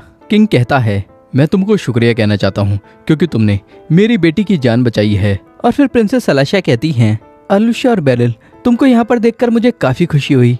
और फिर सभी डिनर करना शुरू करते हैं और किंग कहता है, बेरिल, मुझको पता चला है कि तुमने असैसिन्स को मारने में काफी इंपॉर्टेंट रोल निभाया है। और फिर प्रिंसेस सलाशिया कहती हैं, फादर, बेरिल सही में काफी कमाल का फाइटर है और जैसे जैसे दुश्मन आते गए वैसे वैसे बेरिल उन सबको काटता चला गया। किंग कहता है, लगता है बेरिल को स्पेशल इंस्ट्रक्टर बनाना सही फैसला था। अलूशिया कहती है, मैजेस्टी, आपने बिल्कुल सही फैसला लिया था और इसके लिए मैं आपकी आभारी हूँ। और फिर किंग इनको बताता है, ये बात अभी तक पब्लिक नहीं हुई है, लेकिन सलाशिया और प्रिंस ग्लेन की शादी होने वाली है, जिस वजह से सलाशिया दूसरी कंट्री में चली जाएगी, जिस वजह से मैंने फैसला किया है कि मैं एक रॉयल गार्ड को सलाशिया के साथ स्पेनियर्ड वेनिया भेज दूंगा। और बेरिल, अगर तुमको ये आइडिया अच्छा लग रहा है तो मैं तुमको एक रॉयल गार्ड बना दूंगा। ये सुनकर बेरिल थोड़ा परेशान हो जाता है और तभी अलूशिया कहती है, your highness, with all due respect, मैं आपसे कहना चाहती हूँ कि मास्टर बेरिल का सपोर्ट रॉयल नाइट्स के लिए काफी इंपॉर्टेंट है और ज्यादा केपेबल रॉयल नाइट्स हमारी देश की तरक्की के लिए इंपॉर्टेंट है। किंग कहता है, अगर लिबेरियन ऑर्डर की कमांडर ये कह रही है तो ये सच ही होगा। और बेरिल, मैंने सुना है कि लोग तुम्हें मास्टर स्वॉर्ड्समैन बोलते हैं और मुझे पूरी उम्मीद है कि तुम अपने इस टाइटल के साथ पूरी ईमानदारी करोगे और इस देश की सेवा करोगे। और किंग को बेरिल को एक्नॉलेज करते हुए देखकर अलूशिया काफी इमोशनल हो जाती है। और फिर डिनर के बाद बेरिल वापस घर पहुंच चुका है और मैवी को किंग से मिला हुआ गिफ्ट दिखाता है और फिर दोबारा मैवी के साथ डिनर करता है। और फिर कुछ दिनों बाद हम देखते हैं कि बेरिल ने किंग से मिला हुआ गिफ्ट अपने पिता को भिजवा दिया है और इसके साथ एक चिट्ठी भी भेजी है। और चिट्ठी पढ़ने के बाद पिता ये चिट्ठी रैंडरिड को दे देते हैं और रैंडरिड पढ़ता है, जब किंग ने मुझे मास्टर स्वॉर्ड्समैन बोला तो मैं ये जानकर हैरान हो गया कि किंग को मेरे बारे में मिस इन्फॉर्मेशन है। और फिर बेरिल के पिता कहते हैं, आखिर में सब कुछ बेरिल पर ही डिपेंड करता है और मुझे उम्मीद है कि वो एक असली स्वॉर्ड्स मास्टर जरूर बनेगा। और यहाँ इस एनिमी का सीजन 1 खत्म होता है।